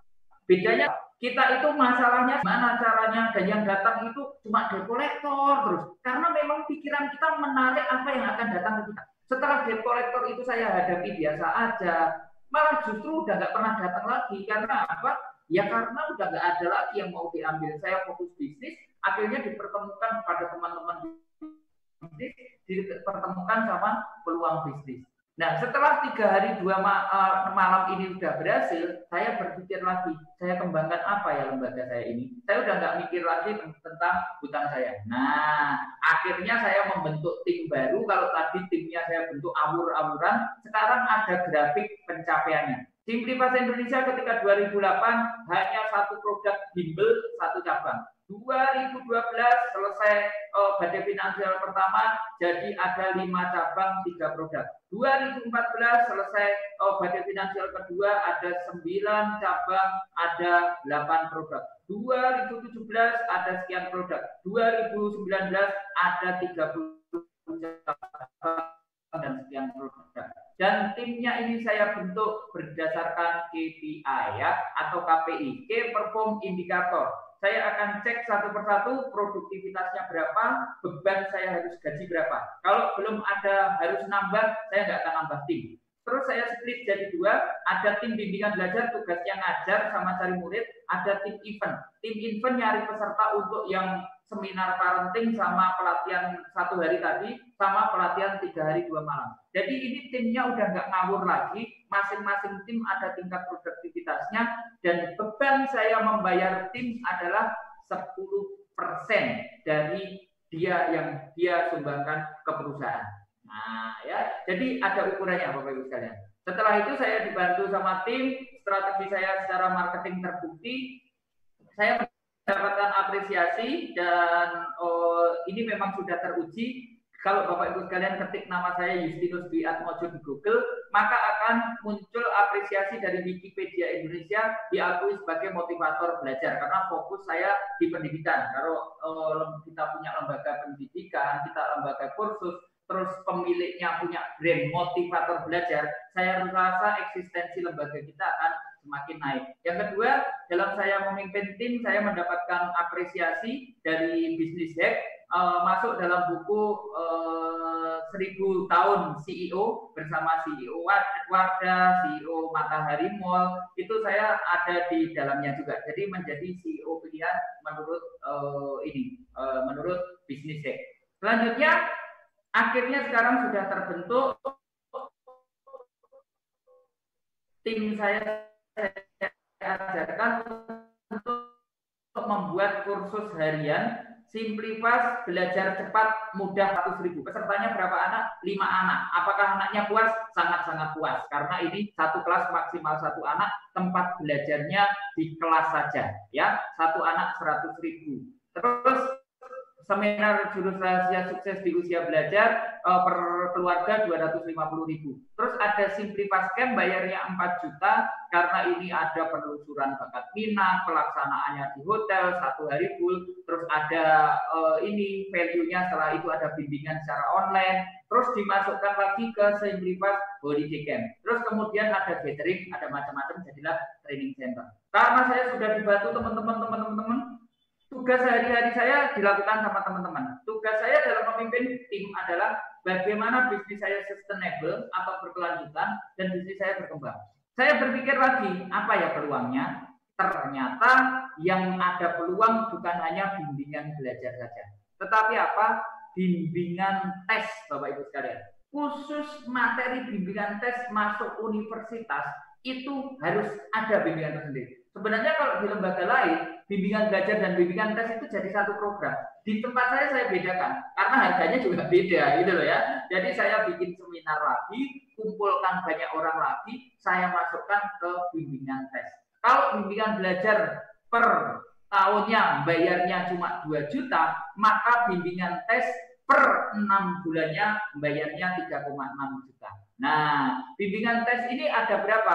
Ada saya kembangkan program lagi Pak Bu. Bimbingan tes beasiswa, membimbing anak-anak untuk tembus beasiswa. Tembus beasiswa di mana? Di Presiden University, terus di Telkom University, terus banyak universitas-universitas yang memberikan beasiswa. Nah, kita dampingi khusus mereka untuk tembus beasiswa. Nah, ini bimbingan tes. Makanya orang tua ketika bayar ke saya 3,5 juta, 5 juta, bahkan ada yang privat sampai 14 juta, itu nggak ada yang keberatan. Karena apa? Goalnya terukur dan jelas. Manfaatnya nyata, bukan hanya ngajarin anak belajar, tapi mereka tembus beasiswa. Dan ini adalah murid-murid kami yang tembus beasiswa. Terus bimbingan tes ada lagi programnya. Ada, ini dia. Ini peraih beasiswa untuk tahun ini aja banyak. Ada satu anak yang sampai tembus beasiswa sampai 3 tempat, ada yang sampai 3 tempat. Ini orang tuanya begitu bangga dan begitu berterima kasih sama Simply Bahasa Indonesia. Ya, terus, nah selain tembus beasiswa yang universitas favorit, ada program bimbingan tes tembus ikatan dinas, masuk PKN STAN, masuk politeknik keimigrasian, masuk sekolah tinggi transportasi udara. Ini juga karena nanti kalau lulus dijamin jadi PNS, nilainya tinggi yang saya lakukan ya, bimbingan tes ikatan dinas. Terbukti? Yes, terbukti. Makanya orang tua nggak ada yang keberatan. Nah, terus ada lagi bimbingan tes tembus beasiswa di luar negeri. Ini murid saya dari Solo, sebenarnya waktu SMA buangor, nakal setengah mati, ternyata dapat beasiswa. Di mana? Di Jepang. Sekarang udah kerja di pabrik perakitan mobil di Jepang. Ini gajinya 40 juta per bulannya ya. Ini buktinya. Terus ini bagian akademik di tempat saya sekarang dapat beasiswa S3 di Taiwan ya, di Taiwan. Ini S3-nya di Taiwan. Ini adalah manajer akademik di Simply Bahasa Indonesia, namanya Mas Muhammad Jalu Purnomo. Selain jadi manajer akademik di tempat saya, juga manajer akademik di Sekolah Tinggi Teknik Aerodinamika di Jogja. Sahabat saya juga, murid entrepreneur saya juga. Karena ini berkembang dan diakui terus, saya kembangkan program lagi. Programnya apa? Seminar Kampung Inggris, pesertanya banyak. Seminar TKI Korea. Pokoknya habis seminar ini kita closing untuk bayar lebih untuk dapat bimbingan dari kita. Jadi Bapak Ibu yang memiliki lembaga pendidikan bisa dikembangkan yang seperti ini, gitu ya. Nah, terus kalau tadi entrepreneurship saya bikin 3 hari 2 malam, saya bikin seminar entrepreneur kelas untuk 1 tahun. Ini anak-anak muda yang lulus SMA disuruh kuliah, nggak mau belajar, nggak mau, udah nggak usah belajar di tempat kuliah, didorong jadi pengusaha aja. Berarti di sekolah pengusaha 1 tahun di tempat saya laku, iya, pesertanya sampai 30 anak juga 1 tahun, program 1 tahun, bayarnya mahal Pak Bu. Ada sekolah entrepreneur yang lain, ada beberapa merek itu bayarnya juga di atas 20 juta. Kita samakan aja, banyak yang mau ya Bapak Ibu sekalian. Nah, dari situ jadilah training center, ada work motivation training, ada seminar learning motivation. Jadi seminar saya untuk parenting untuk anak-anak basisnya adalah motivasi belajar. Anak jadi punya daya dorong dari dalam diri, kemudahan belajar, terus kecepatan berhitung, kecepatan menghafal, jadi mereka suka. Terus ada kursus public speaking, ada kursus entrepreneurship. Arahnya kemana? Arahnya penghasilan yang besar dari lembaga kita itu menjadi masif income buat kita.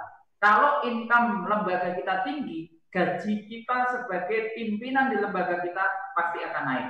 Kita kelola uang pribadi sendiri, uang perusahaan sendiri. Akhirnya saya bisa melunasi hutang 1 per 1. Nah, ini yang ditunggu-tunggu. Cara melunasi hutangnya gimana? Nah, ini dia cara melunasi hutangnya. Yang pertama, ketika teman-teman penghasilannya sudah stabil, income-nya sudah stabil, baru kita kembali ke hutang kita. Komitmen kita jaga. Karena apa Bapak Ibu? Suka nggak suka, disadari atau enggak, ketika kita prestasi sama lembaga keuangan perbankan, itu memperlambat langkah kita untuk memperbesar lembaga kita. Nambah aset, nambah gedung jadi lambat. Karena udah nggak percaya lagi lembaga keuangan. Jadi itu yang saya rasakan. Punya utang nggak bisa bayar itu apa efeknya? Ya nggak apa-apa, tetap hidup aja. Tetapi langkah kita untuk ekspansi jadi lambat. Jadi tolong diupayakan Bapak Ibu sekalian, jangan sampai cedera sama bank. Nah, yang kedua, cash is king. Jadi cash kita itu benar-benar harus kita jaga. Punya duit cash itu beda rasanya. Jauh lebih tenang, jadi bisa berkembang. Yang ketiga, setelah diinventarisir masalah pembayaran utang kita, kita inventarisir lagi. Hutang yang mau diselamatkan itu apa? Contoh, saya tadi memiliki pinjaman tanah kapling, KPR, mulai KPR yang nggak jelas, KPR yang jelas, ya. Nah, saya selamatkan, saya pilih KPR yang saya tempati supaya bisa dipakai lembaga. Nah, Bapak Ibu, perjalanan saya, KPR saya ini lucu. Hati-hati Bapak Ibu kalau yang udah ngap dengan KPR, begitu telat bayar KPR, itu ketika Bapak Ibu sekalian telat 1 minggu di bulan yang sama, ditelepon. 2 minggu ditelepon, 3 minggu ditelepon. Begitu telat 1 bulan, Bapak Ibu sekalian, akan ada surat peringatan pertama. Bentuk suratnya nanti ini saya tutupin aja banknya, nanti saya kena apa-apa ya. Nah, bentuk suratnya seperti ini. Ini surat peringatan, banknya saya tutupin. Surat peringatan, Bapak Ibu sekalian. Ya nggak apa-apa, abaikan dulu, belum punya duit gitu ya. Nah, terus bulan kedua apa? Surat peringatan kedua. Bulan ketiga, Bapak Ibu sekalian akan didatangi. Bedanya apa Pak Yus? Yang datengin antara KPR sama bukan yang KPR. Kalau yang bukan KPR, yang datang hitam-hitam, suara-suara, badannya gede-gede. Kalau KPR, karena ada agunannya, yang datang ke rumah itu rapi, pakai gasing. Jadi lebih tenang kita ngadepinya. Terus nanti Bapak Ibu sekalian, kita itu pikirannya kalau punya KPR, yang menghantui kita kan sita.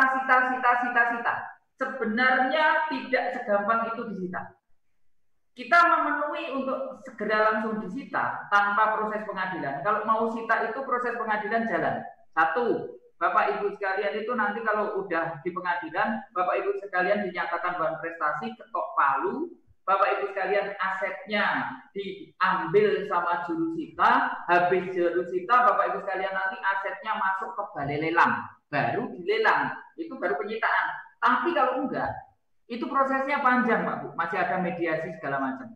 Nah saya bisa mempertahankan KPR saya, enggak bisa bayar lancar, itu sampai 2 tahun enggak diapa-apain. Yang penting 1, jangan 6 bulan berturut-turut Bapak Ibu sekalian tanpa ada pembayaran. Begitu Bapak Ibu sekalian dari bulan 1 sampai bulan 6 nggak ada pembayaran, maka bank akan tegas. Ya. Jadi kalau bisa bulan 1, bulan 2 bayar, bulan ketiga mbok ya dibayar gitu ya. Bulan 4 bayarnya rapopo, bulan kelima bayar. Yang penting jangan 6 bulan berturut-turut. Loh Pak Yus, untuk membayar 1 kali cicilan aja nggak cukup, itu gimana caranya? Gini Pak Bu, Bapak Ibu sekalian jangan hanya punya rekening tabungan Bapak Ibu sekalian. Karena KPR itu auto debit. Misalnya cicilannya 4 juta, kalau di rekening ada 4 juta, langsung auto debit. Begitu cicilannya 4 juta, di rekening hanya 2 juta, auto debit gagal. Penting buat Bapak Ibu sekalian, ini Bapak Ibu sekalian harus punya nomor rekening pinjaman KPR. Supaya kalau punya duit 100.000 1 juta, Bapak Ibu sekalian tetap bisa membayar ke teller.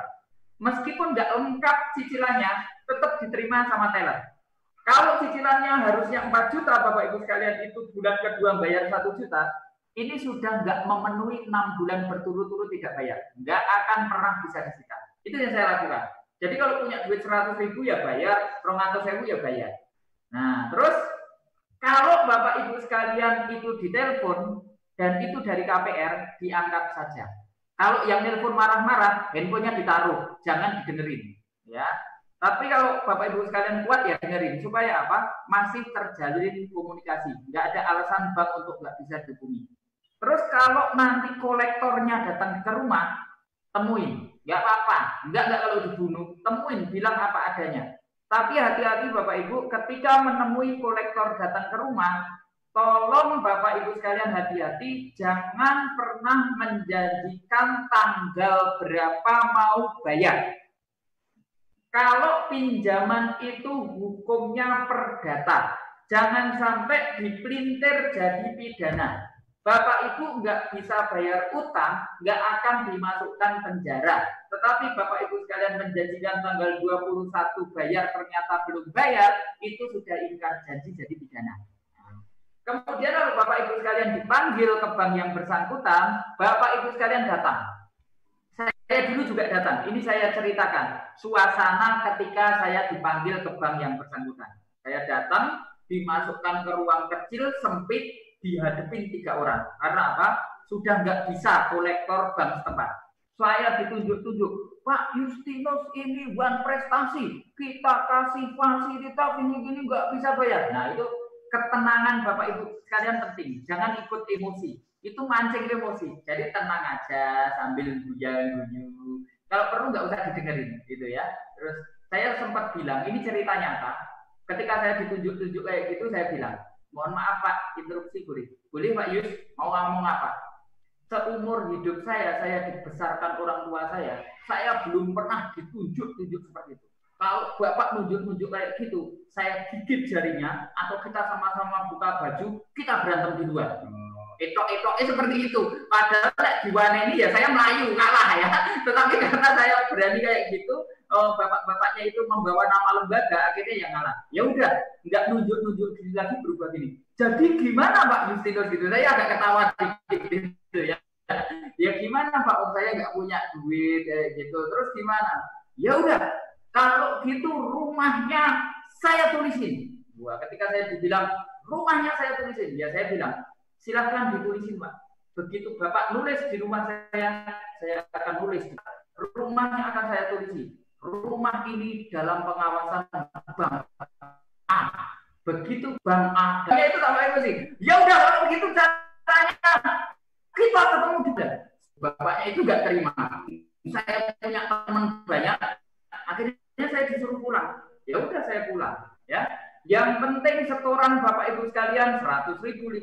Nah, ya Ibu silakan dia ini. Cuma dulu duduk di kursi ya. Jadi datang aja ke pengadilan, nanti ada hakim. Biasanya nanti ya agak ngedek dikit. Katanya mau punya pengacara, larang duit lu bayar pengacara nggak punya duit, mau bilang gimana itu ya udah datang aja, duduk itu ya, tenang, jangan terintimidasi. Nanti Pak Hakim biasanya bilang, apa benar dengan Bapak Justinus Dwi Atmojo telah melakukan ban prestasi terhadap Bank A tidak membayar cicilan sekian dia bilang gitu. Saya bilang, interupsi Pak Hakim, ya silakan.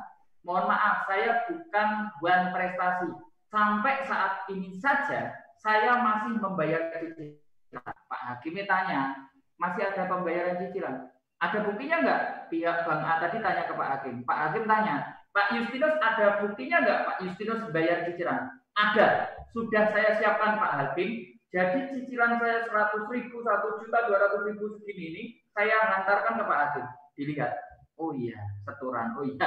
Akhirnya Pak Hakim bilang, Bang, Pak Justinus masih melakukan cicilan. Banknya nggak terima, bilang, cicilannya 4 juta Pak Hakim per bulan, yang dibayarkan Pak Justinus cuma 100.000, 200.000, kadang-kadang 1 juta, kadang-kadang 500.000. Nah, Pak Hakimnya bingung lagi tanya ke saya, Pak Justinus cicilannya 4 juta, ini cicilannya cuma 1 juta. Pak Hakim mohon maaf, bisnis saya lagi bermasalah, saya mengalami masalah keuangan, itu baru cicilan dari cicilan Pak Hakim. Pak Hakimnya bingung lagi, tanya ke banknya lagi, cicilan dari cicilan bank. Akhirnya Pak Hakim sama pihak perbankan itu berdebat sendiri. Aturannya kalau 0 rupiah pembayarannya 6 bulan berturut-turut buat prestasi, bukan kalau masih ada cicilan masih bisa diperpanjang. Akhirnya berdebat sendiri, saya tinggal senyum-senyum di tempat duduk ini. Ayo berantem, ayo begitu aja Pak Bu. Akhirnya tidak ada titik temu. Apa yang dilakukan Pak Hakim? Mediasi. Nah, akhirnya masuk ke ruang mediasi dengan tenang. Bank A dipertemukan. Pak Justinus maunya gimana? Saya tanya. Bank maunya gimana? Wong saya sedang bayar, saya punya etikat baik, dipanggil bank saya datang, pihak bank datang saya temui, saya masih bayar, cuma nggak bisa bayar full. Tetapi saya mempertahankan aset saya, kemampuan saya segitu, apa yang kurang? Maunya Pak Yus apa? Tolong rumah saya jangan ditulisi, jangan ganggu saya dengan kehadiran kolektor, saya akan fokus kerja, kalau saya sudah fokus, dapat uang, saya akan bayar beban saya. Oke, sepakat, deal. Wah, nggak ada tanda tangan apapun juga. Oh ya, ada yang kelewat Pak Bu. Tadi waktu saya dipanggil di ruang kecil di perbankan tadi, saya dipancing sama 3 orang yang imigrasi saya, suruh tanda tangan kertas kosong Bapak Ibu. Jadi ada kertas kosong, disuruh tanda tangan. Hati-hati Pak Bu, sekali lagi, hutang itu perdata. Kalau Bapak Ibu sekalian ada hitam di atas putih, bisa jadi pidana. Ingkar janji itu udah pidana. Jadi ketika saya disuruh tanda tangan waktu di Bank A tersebut, ya saya nurut tanda tangan. Buat seru-seruan aja. Ternyata 3 orang yang ngadapin saya itu, saya ngelirik dikit waktu tanda tangan, main mata, kasih kode katanya beres, katanya gitu ya. Saya tanda tangani terus bawahnya saya tulisi, saya menandatangani surat ini dalam kondisi kosong dan dalam posisi tertekan. Saya bilang gitu. Yang 3 orang tadi ngomel setengah mati. Pak Yus, siapa yang suruh nulisin surat ini? Kan cuma suruh tanda tangan. Ya sesuka-suka saya nulis-nulis sendiri. Saya sobek aja ya surat ini. Ya silakan aja disobek. Disobek-sobek nggak berlaku. Jadi hati-hati Bapak Ibu sekalian, jangan tanda tangan apapun. Ya, dan ini kejadian nyata. Nah, akhirnya saya sudah nggak diintimidasi KPR, saya bisa bekerja. Yang berikutnya, lunasi dari yang terkecil untuk kredit card. Kalau Bapak Ibu sekalian sudah finansialnya stabil tadi, selamatkanlah bayar KPR tadi. Tunggakannya berapa, datengin, minta restrukturisasi, minta potong denda sama bunganya. Bilang sama banknya, saya akan bayar, bisnis saya sudah stabil. Kasih negosiasi, jangan asal bayar aja, jangan asal auto debit. Bapak Ibu nanti rugi. Kalau bisa direstrukturisasi biar kena diskon denda sama bunganya. Wah, pakai sombong dikit datang ke bank bayar itu. Wah, sudah lancar ya Pak Yus, sudah bisa bayar KPR-nya penuh ya. Wah, langsung agak sedikit belagak saya. Kan kayak gitu ya. Jadi buat hiburan aja Bapak Ibu sekalian. Terus kalau KPR yang sudah diselamatkan sudah selesai, Bapak Ibu sekalian fokus bekerja, lunasi dari yang terkecil yang tanpa agunan. Misalnya apa? Kredit card yang paling kecil berapa? Misalnya kredit card-nya itu 5 juta yang Bapak Ibu sekalian pakai. Mohon benar-benar dipahami ini. Bapak Ibu gunakan kredit card-nya 5 juta. Bapak Ibu melunasi di tahun 2013, biasanya pihak bank akan bilang, tagihan kredit card Bapak sekarang jadi 50 juta, bahkan lebih. Bapak Ibu sekalian jangan kaget. Bawa aja 5 juta, bilang sama banknya, Bang, saya punya kartu kredit sekian, limitnya 5 juta, yang saya pakai 5 juta. Saya punya duit 5 juta, dengan catatan saya bayar hari ini, tetapi ketika saya bayar hari ini, saya minta surat lunas hari ini juga. Tapi kalau bank nggak mau, jangan bayar. Kalau nggak mau bank ini, saya akan bayarkan ke bank lain, karena hutang saya banyak sekali. Nah, jadi jangan mau Bapak Ibu sekalian, bayar dulu ya, nanti pakai setoran dulu ya, nanti surat lunasnya nanti. Jangan mau Pak. Surat lunas harus hari itu juga Bapak Ibu sekalian tungguin. Terus hati-hati, ya Pak. Nah, Pak Yus, ya. Waktu kita sisa 35 menit lagi. Jadi kalau kita ada sesi tanya jawab sebentar. Siap Pak. Dikit lagi ya Pak. 2 slide lagi ya Pak Saril ya. Iya Pak. Iya, oke. Jadi kredit card tadi seperti itu. Kalau punya utang kredit card atau KTA, hati-hati rekening bank penerbit kartu kredit atau KTA yang sama. Jangan sampai rekening Bapak Ibu sekalian itu digunakan. Begitu ada uang masuk, langsung auto debit, uangnya akan hilang. Ya. Terus KTA, lunasi dari yang terkecil, caranya sama seperti kartu kredit. Terus pahami dan hati-hati dalam melunasi. Bapak Ibu benar-benar hati-hati dalam melunasi ini. Jangan ngasihkan duit, kita lagi susah tanpa ada hitam di atas putih apapun. Terus ketika menginventarisir, Bapak Ibu sekalian, cash is king. Kalau Bapak Ibu sekalian punya motor yang nilainya turun, jual aja. Kemarin ada UMKM cerita sama saya, Pak Yus, motor saya itu motor kenang-kenangan. Alah, udah lupakan kenang-kenangan. Kalau itu jadi cash untuk bisa melunasi utang, jual aja, ganti motor yang baru. Cicilannya sama, tetapi motornya baru. Yang lama dapat kembalian cash buat bayar utangnya. Kita pakai prinsip seperti kita naik mobil aja Bapak Ibu. Mobil itu kaca depannya lebih gede, kaca spionnya lebih kecil. Kita melihat masa depan kita yang lebih baik daripada melihat ke belakang yang pahit. Ngapain kita kenang-kenangan masa lalu, hutangnya macet. Makanya tadi saya bilang bangkit dari keterpurukan. Sebenarnya saya nggak senang bahas keterpurukan. Daihat entrepreneur aja, kan kayak gitu ya. Jadi hati-hati dalam langkah melunasi. Nah, ini dia surat lunas saya. Buktinya Bapak Ibu sekalian ada di foto. Nyatanya ada ini ya, ada. Ini Bapak Ibu surat keterangan pelunasan. Ini ada dari bank lagi, ada banyak sekali. Jadi nyata, kalau saya diminta Pak Joko untuk mengisi nyata ya, hampir semua bank kenal sama saya. Ada tulisannya surat pelunasan ya, nyata sudah saya lunasi. Dari yang ditagih sampai yang nggak ditagih, saya samperin, saya datengin semuanya. Dan seperti yang saya bilang tadi, pengusaha itu selalu bertemu dengan masalah. Kapanpun badai pasti berlalu dan akan datang badai berikutnya. Nah, kemarin badainya badai finansial, sekarang ada badai pandemi. Nggak apa-apa, kita melakukan ya. Nah, ini financial plan-nya, kita harus memiliki massive income. Massive income itu apa? Income lebih gede dari pengeluaran, termasuk untuk bayar utang ya. Income kita itu harus lebih gede dari pengeluaran kita, massive income namanya. Ini financial plan. Setelah semuanya diberesin, financial plan saya seperti ini. Yang kedua, kita memiliki passive income. Income di mana kita nggak ngapa-ngapain, kita tetap mendapatkan hasil. Contohnya cabang-cabang saya tadi, saya nggak perlu ngapa-ngapain, store royalti. Kita memiliki portfolio income atau portfolio income, misalnya kita memiliki reksadana, memiliki deposito, itu ada alokasi khusus. Terus kita beban kita setiap bulan itu nggak boleh mencapai 30% dari penghasilan kita. Maksimal beban kita 30% dan kalau bisa itu dibayar dari passive income. Besok kalau ini sudah terjadi, punya massive income, punya passive income, punya portfolio income, maka kita bekerja atau aktif income kita itu hanya untuk aktualisasi diri saja. Contohnya kayak Pak Joko Sutrisno itu kerja misalnya seminar atau kerja ngapa-ngapain kan cuma aktualisasi diri. Ngumpul-ngumpul koncone atau kumpul-kumpul sama temannya tapi dapat duit gitu ya. Terus tetaplah berpenghasilan saat pensiun jauh melebihi pengeluaran kita supaya kita nggak menurunkan gaya hidup. Kalau sudah seperti itu, kita sambil berinvestasi, investasinya apa? Prinsip investasinya ada 3A, yaitu apa? Aman, 2, autopilot, jalan sendiri, yang ketiga adalah hasilnya di atas bunga bank. Apa investasi yang aman, autopilot, dan di atas bunga bank? Bukan dengan nitip investasi ke orang lain, tapi Bapak Ibu sekalian bisa mulai dengan emas, bisa dengan tanah kafling, bisa dengan rumah ya, kayak gitu. Nah, kesimpulannya apa? Kesimpulan hari ini nanti setelah tanya jawab ya, Pak Sahril ya. Kesimpulannya setelah tanya jawab Pak Sahril. Oke, ya. Oke, Pak Sahril. Oke, baik teman-teman semua.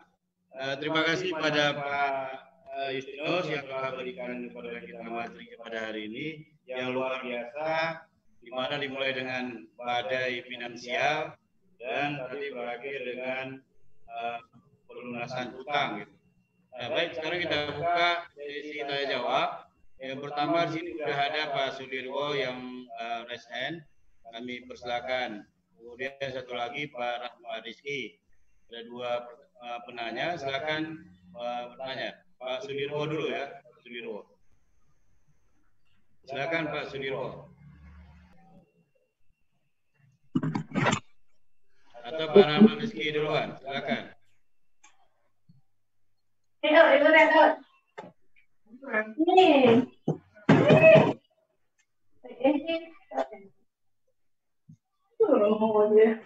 Rahmat Rizky, silakan Pak Rahmat Rizky.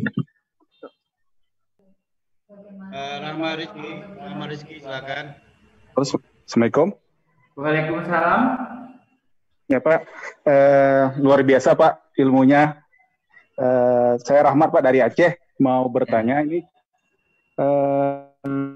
Mungkin kejadian dengan Bapak ya, saya hampir pernah juga mengalaminya di tahun 2009 yang tertunggak utang Pak, tapi alhamdulillah ini udah mulai reda Pak.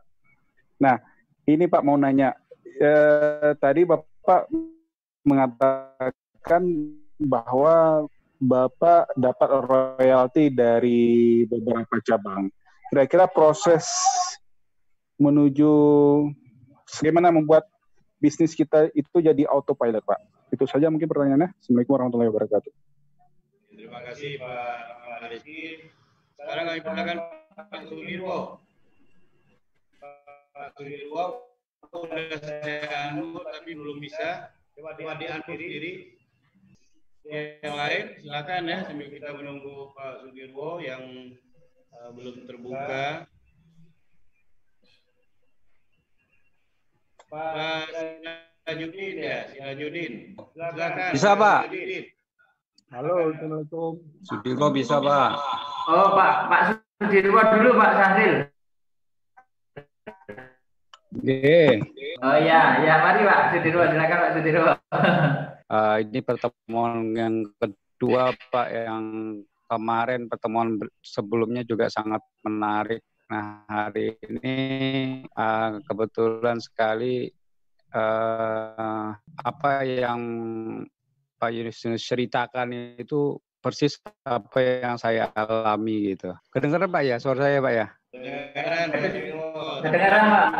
Baik, karena saya juga salah satu yang terjerumus di jalan yang salah gitu ya. Dan Pak Justinus, mungkin hari ini saya juga masih belum bisa menyelesaikan disebut tegangan melalui media sosial Pak. Media sosial saya, Facebook, Instagram itu mereka sangat sangat dominan sekali. Karena kalau mencari saya nggak akan pernah ketemu gitu, karena saya selalu berpindah-pindah tempat.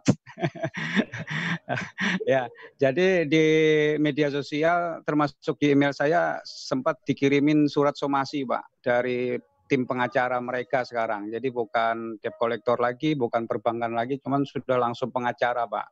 Ada 2 kali somasi saya untuk itu, tapi saya berniat baik.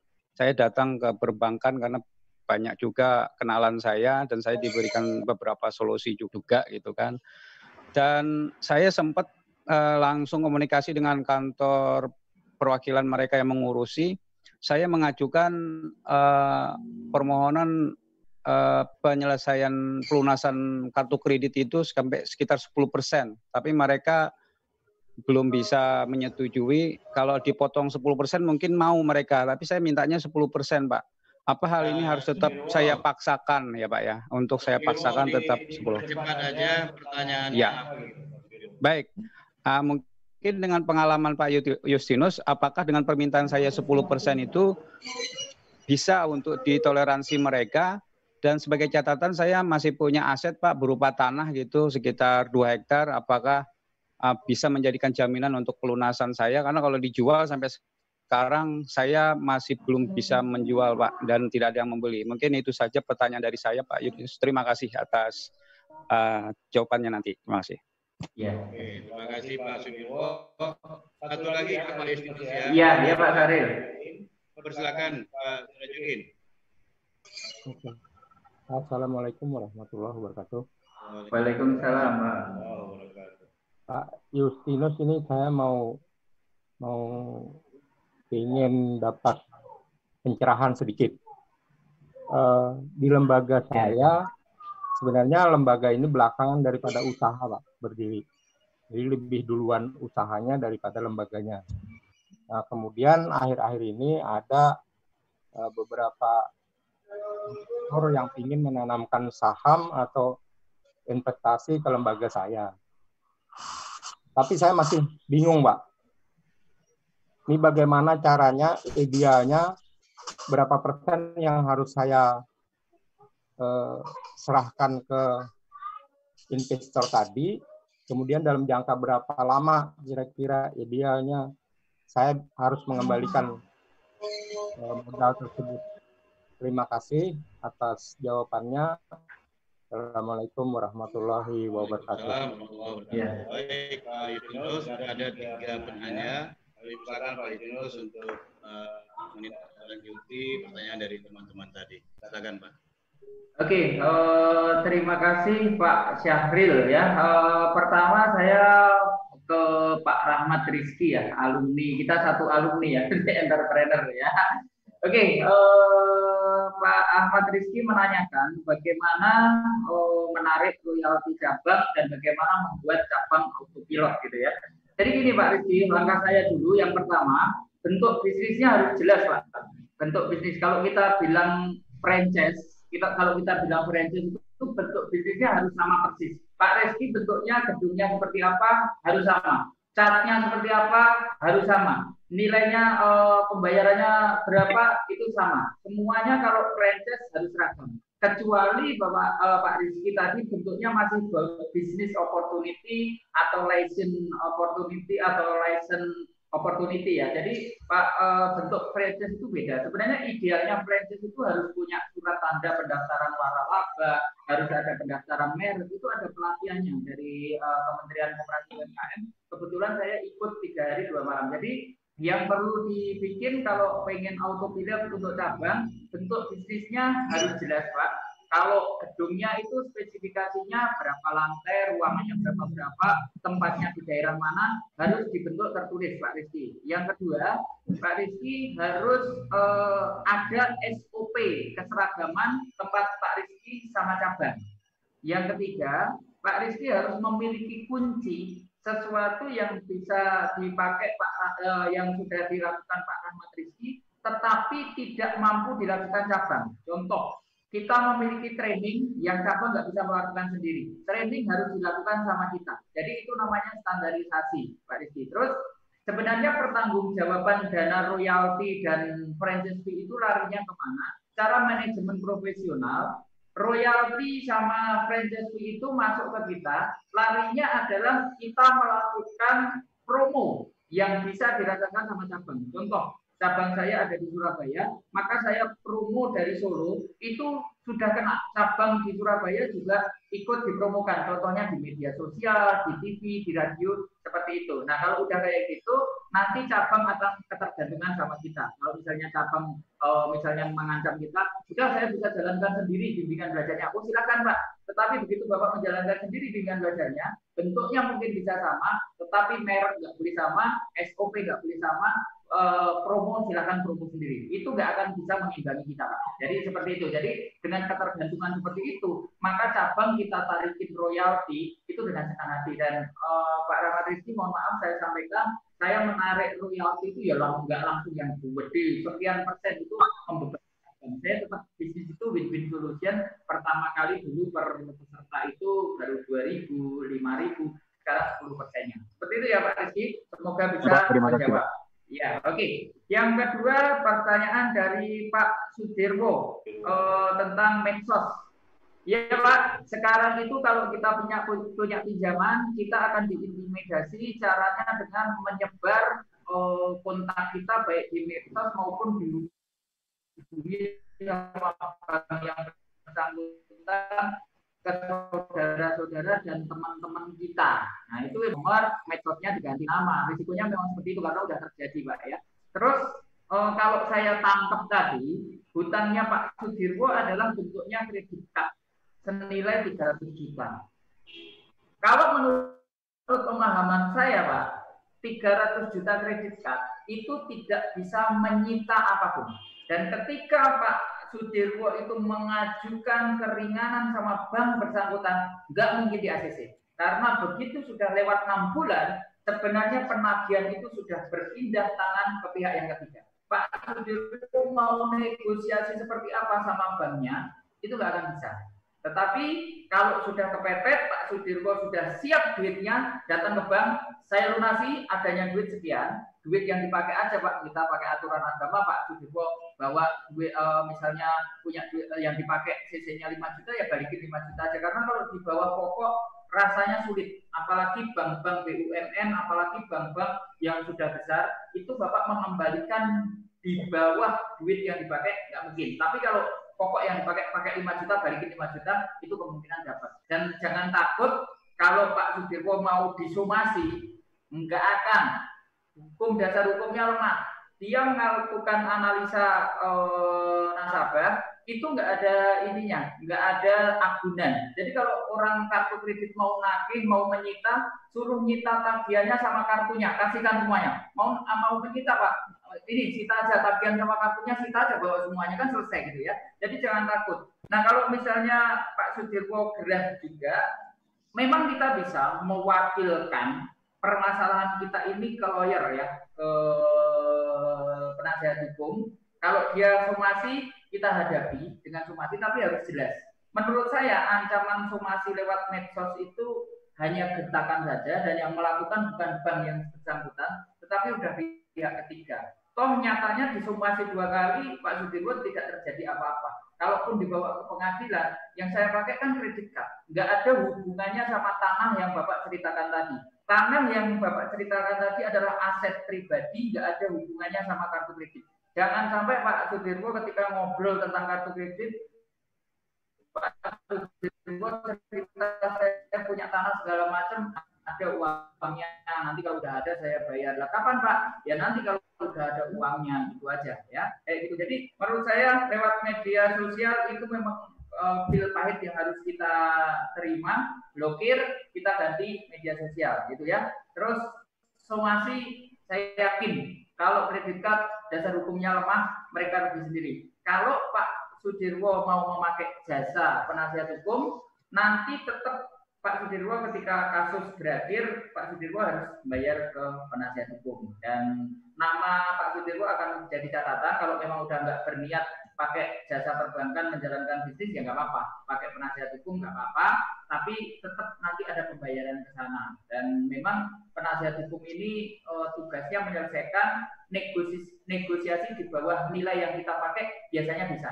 Tapi saran saya Pak Sudirwo ketika memakai penasihat hukum, tolong yang Pak Sudirwo paham, kenal, ketemu secara offline, jangan online, jangan store apapun, dan sudah terbukti bisa mengatasi hutang bermasalah.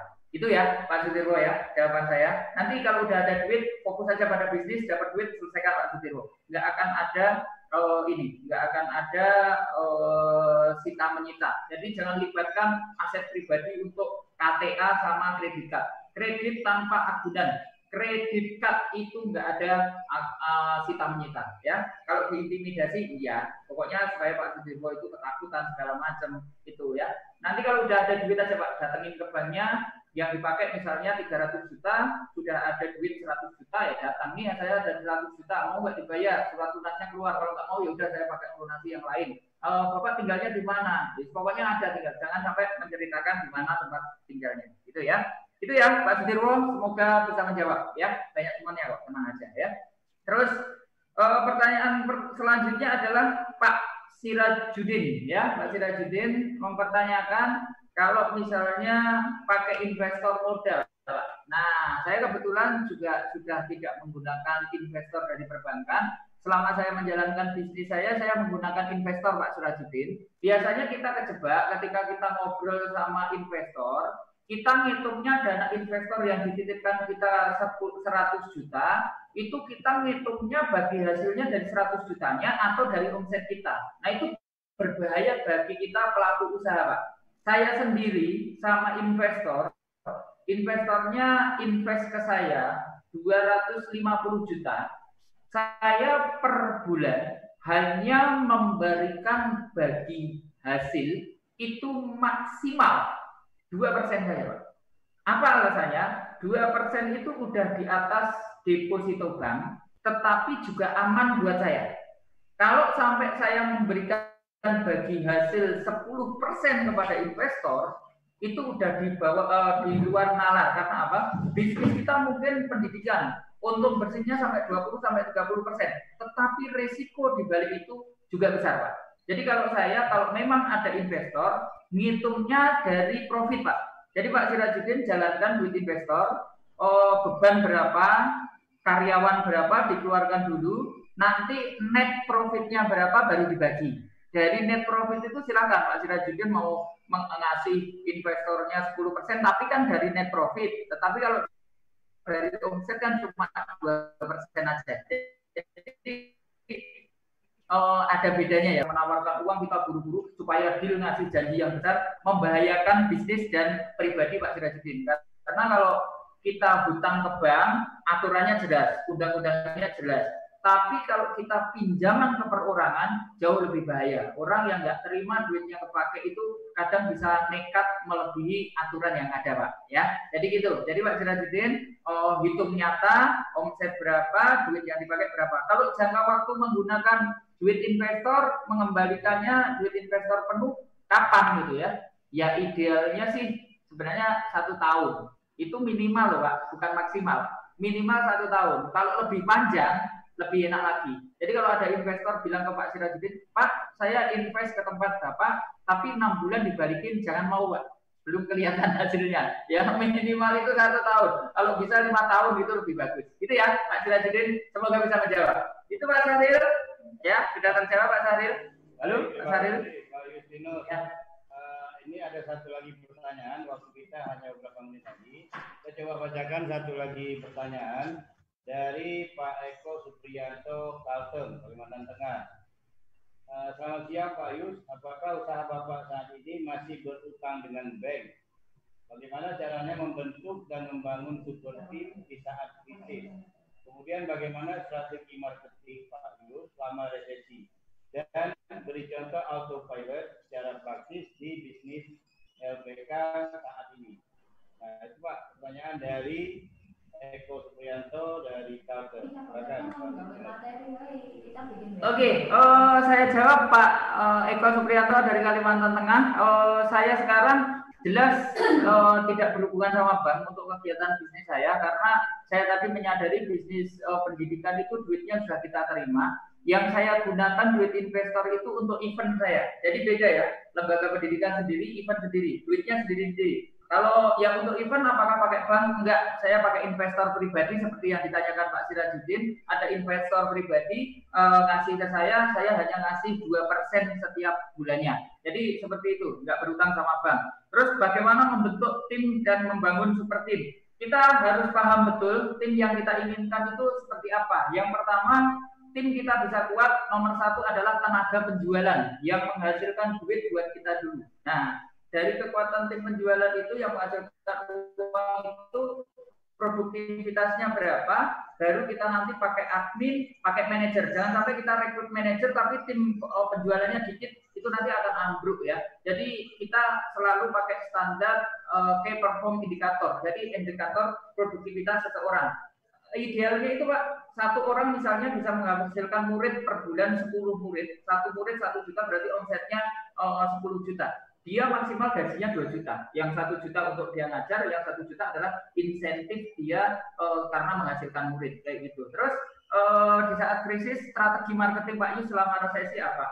Saya sekarang menghasilkan strategi marketingnya adalah melibatkan cabang saya untuk produktif membuat produksi sendiri materi. Habis itu jualannya harus melalui website saya. Jadi tersentral tanpa saya mengeluarkan apapun juga, tetapi produktivitas masuk. Terus satu lagi, Senin sampai Kamis kemarin Pak, ini kan masa wabah ya. Saya membuat, kalau kemarin saya harus seminar, saya harus keliling kota, sekarang kan nggak bisa masa wabah ini. Makanya saya produksi sebuah konten secara online, bentuk pendidikan secara online. Saya belum bisa cerita di sini karena kalau belum terbukti sama aja omong kosong. Nanti kalau udah ada hasilnya, saya akan benar-benar sharingkan ke Bapak Ibu. Seperti ketika saya membuat seperti training jurus rahasia sukses di usia belajar, ada seminarnya, ada campnya, saya ceritakan. Nanti online saya kalau sudah berhasil, bulan depan saya yakin sudah ada hasilnya. Kalau sudah ada hasilnya,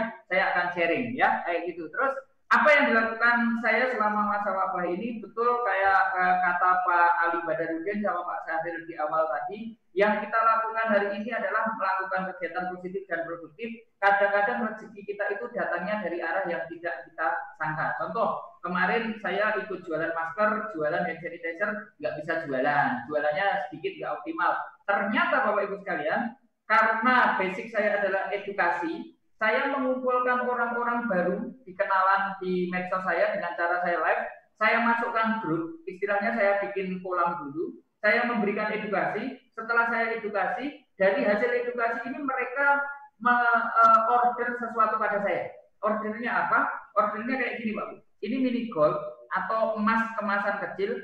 Kalau Bapak Ibu membicarakan tentang beli emas di masa kayak gini, apa ada? Apa bisa jualan? Kalau jualannya bilang seperti itu, enggak bisa jualan. Tetapi ketika edukasi saya, receh yang berserakan ubah bentuknya menjadi sesuatu yang bernilai. Itu jualan. Ternyata dalam 3 hari saya jualan 100 keping sampai 200 keping kemarin, ada listnya. Jadi nanti kita bisa diskusi lebih karena ini dibatasi waktu ya. Jadi masa wabah yang sekarang, badai finansial yang sekarang, yang penting langkah nyatanya sudah ada, tapi karena belum terbukti, saya sharingnya baru sampai di situ dulu. Itu Pak Syahril, mudah-mudahan menjawab untuk pertanyaan yang dari Kalimantan Tengah. Terima kasih Pak Syahril. Ya. Terima kasih Pak Justinus. Sebelum mungkin ada sedikit statement penutup dari Pak Justinus, kesimpulannya Pak Justinus. Ya. Iya, kesimpulan dari saya, Bapak Ibu sekalian, kesimpulannya adalah mencari uang itu penting, mengelola uang itu jauh lebih penting. Paham betul income, paham betul beban. Memiliki lebih dari satu penghasilan, punya dana darurat, punya dana investasi dan asuransi. Kita harus melek finansial sejak dini, karena seumur hidup kita belum pernah diajarkan skill finansial. Yang diajarkan ke kita adalah hanya bagaimana kita menghasilkan uang aja. Dan sebagai penutup saya, badai finansial yang kita alami mungkin memalukan, tapi badai finansial yang terjadi tidak mewakili keseluruhan perjalanan kehidupan kita. Selama kita punya iman sebagai pegangan dan badan kita sehat, maka kita akan terus memperbaiki diri dan kita akan menjadi lebih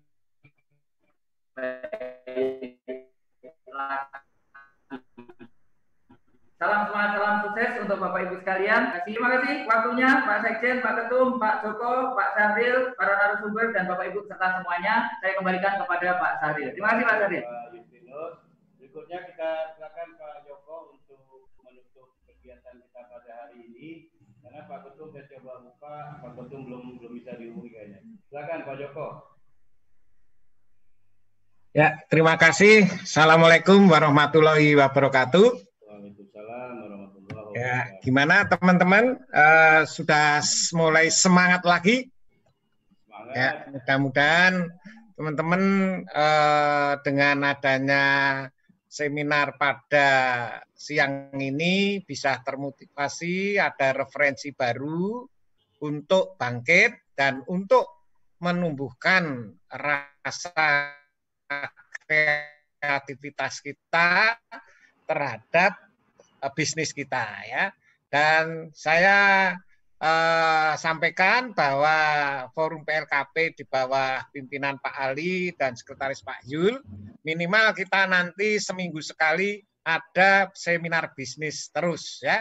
Dan alhamdulillah dari polling dan WA ke saya dan Pak Ali, Pak Yul, sangat bermanfaat forum ini. Dan saya minta teman-teman sekalian yang ada di grup dan masih on di seminar Zoom ini untuk sharing ilmunya ke kita-kita. Jadi dengan kata lain, Jawane ojo njaluk ilmu terus nih, ya ilmumu kayak no genti gitu ya. Nah, jadi tolong teman-teman yang punya pengalaman di bisnis, punya pengalaman luar biasa di pengelolaan LKP, nanti bisa di-sharingkan di sini ya. Kita sifatnya di sini di-sharing, bukan menggurui ya. Jadi tolong nanti teman-teman daftar ke Pak Sahrir, siapa yang mau ngisi gantian, dan lebih baik kalau teman-teman men-sharingkan ilmunya, sharingkan pengalamannya, nanti diskusi ya. Siapa tahu dengan diskusi itu bisa disemak teman-teman dan menjadi acuan untuk pengembangan bisnisnya. Begitu Mas Sahrir, dan terima kasih sekali Mas Yus. Terima kasih Pak Joko. Semangat, yang umurnya 70 tahun sudah menjadi 50 tahun ya. Yang umurnya 30 tahun semakin muda semangatnya, dan ini memang roh dari bisnis adalah semangat ya, dan tentu saja sehat. Terima kasih teman-teman sudah mengikuti acara seminar Zoom ini, dan juga Mas Yus terima kasih sekali. Salam sukses Mas Yus. Demikian dulu. Assalamualaikum warahmatullahi wabarakatuh. Waalaikumsalam warahmatullahi wabarakatuh. Ya, terima kasih kepada Pak Joko Sutrisno, pada Pak Yustinus, dan kepada Forum LKP yang telah menyelenggarakan kegiatan ini pada hari ini. Dan semoga apa yang kita dapatkan hari ini bermanfaat semua untuk teman-teman di seluruh Indonesia. Dari saya sebagai host dan moderator di sini mengundurkan diri. Assalamualaikum warahmatullahi wabarakatuh.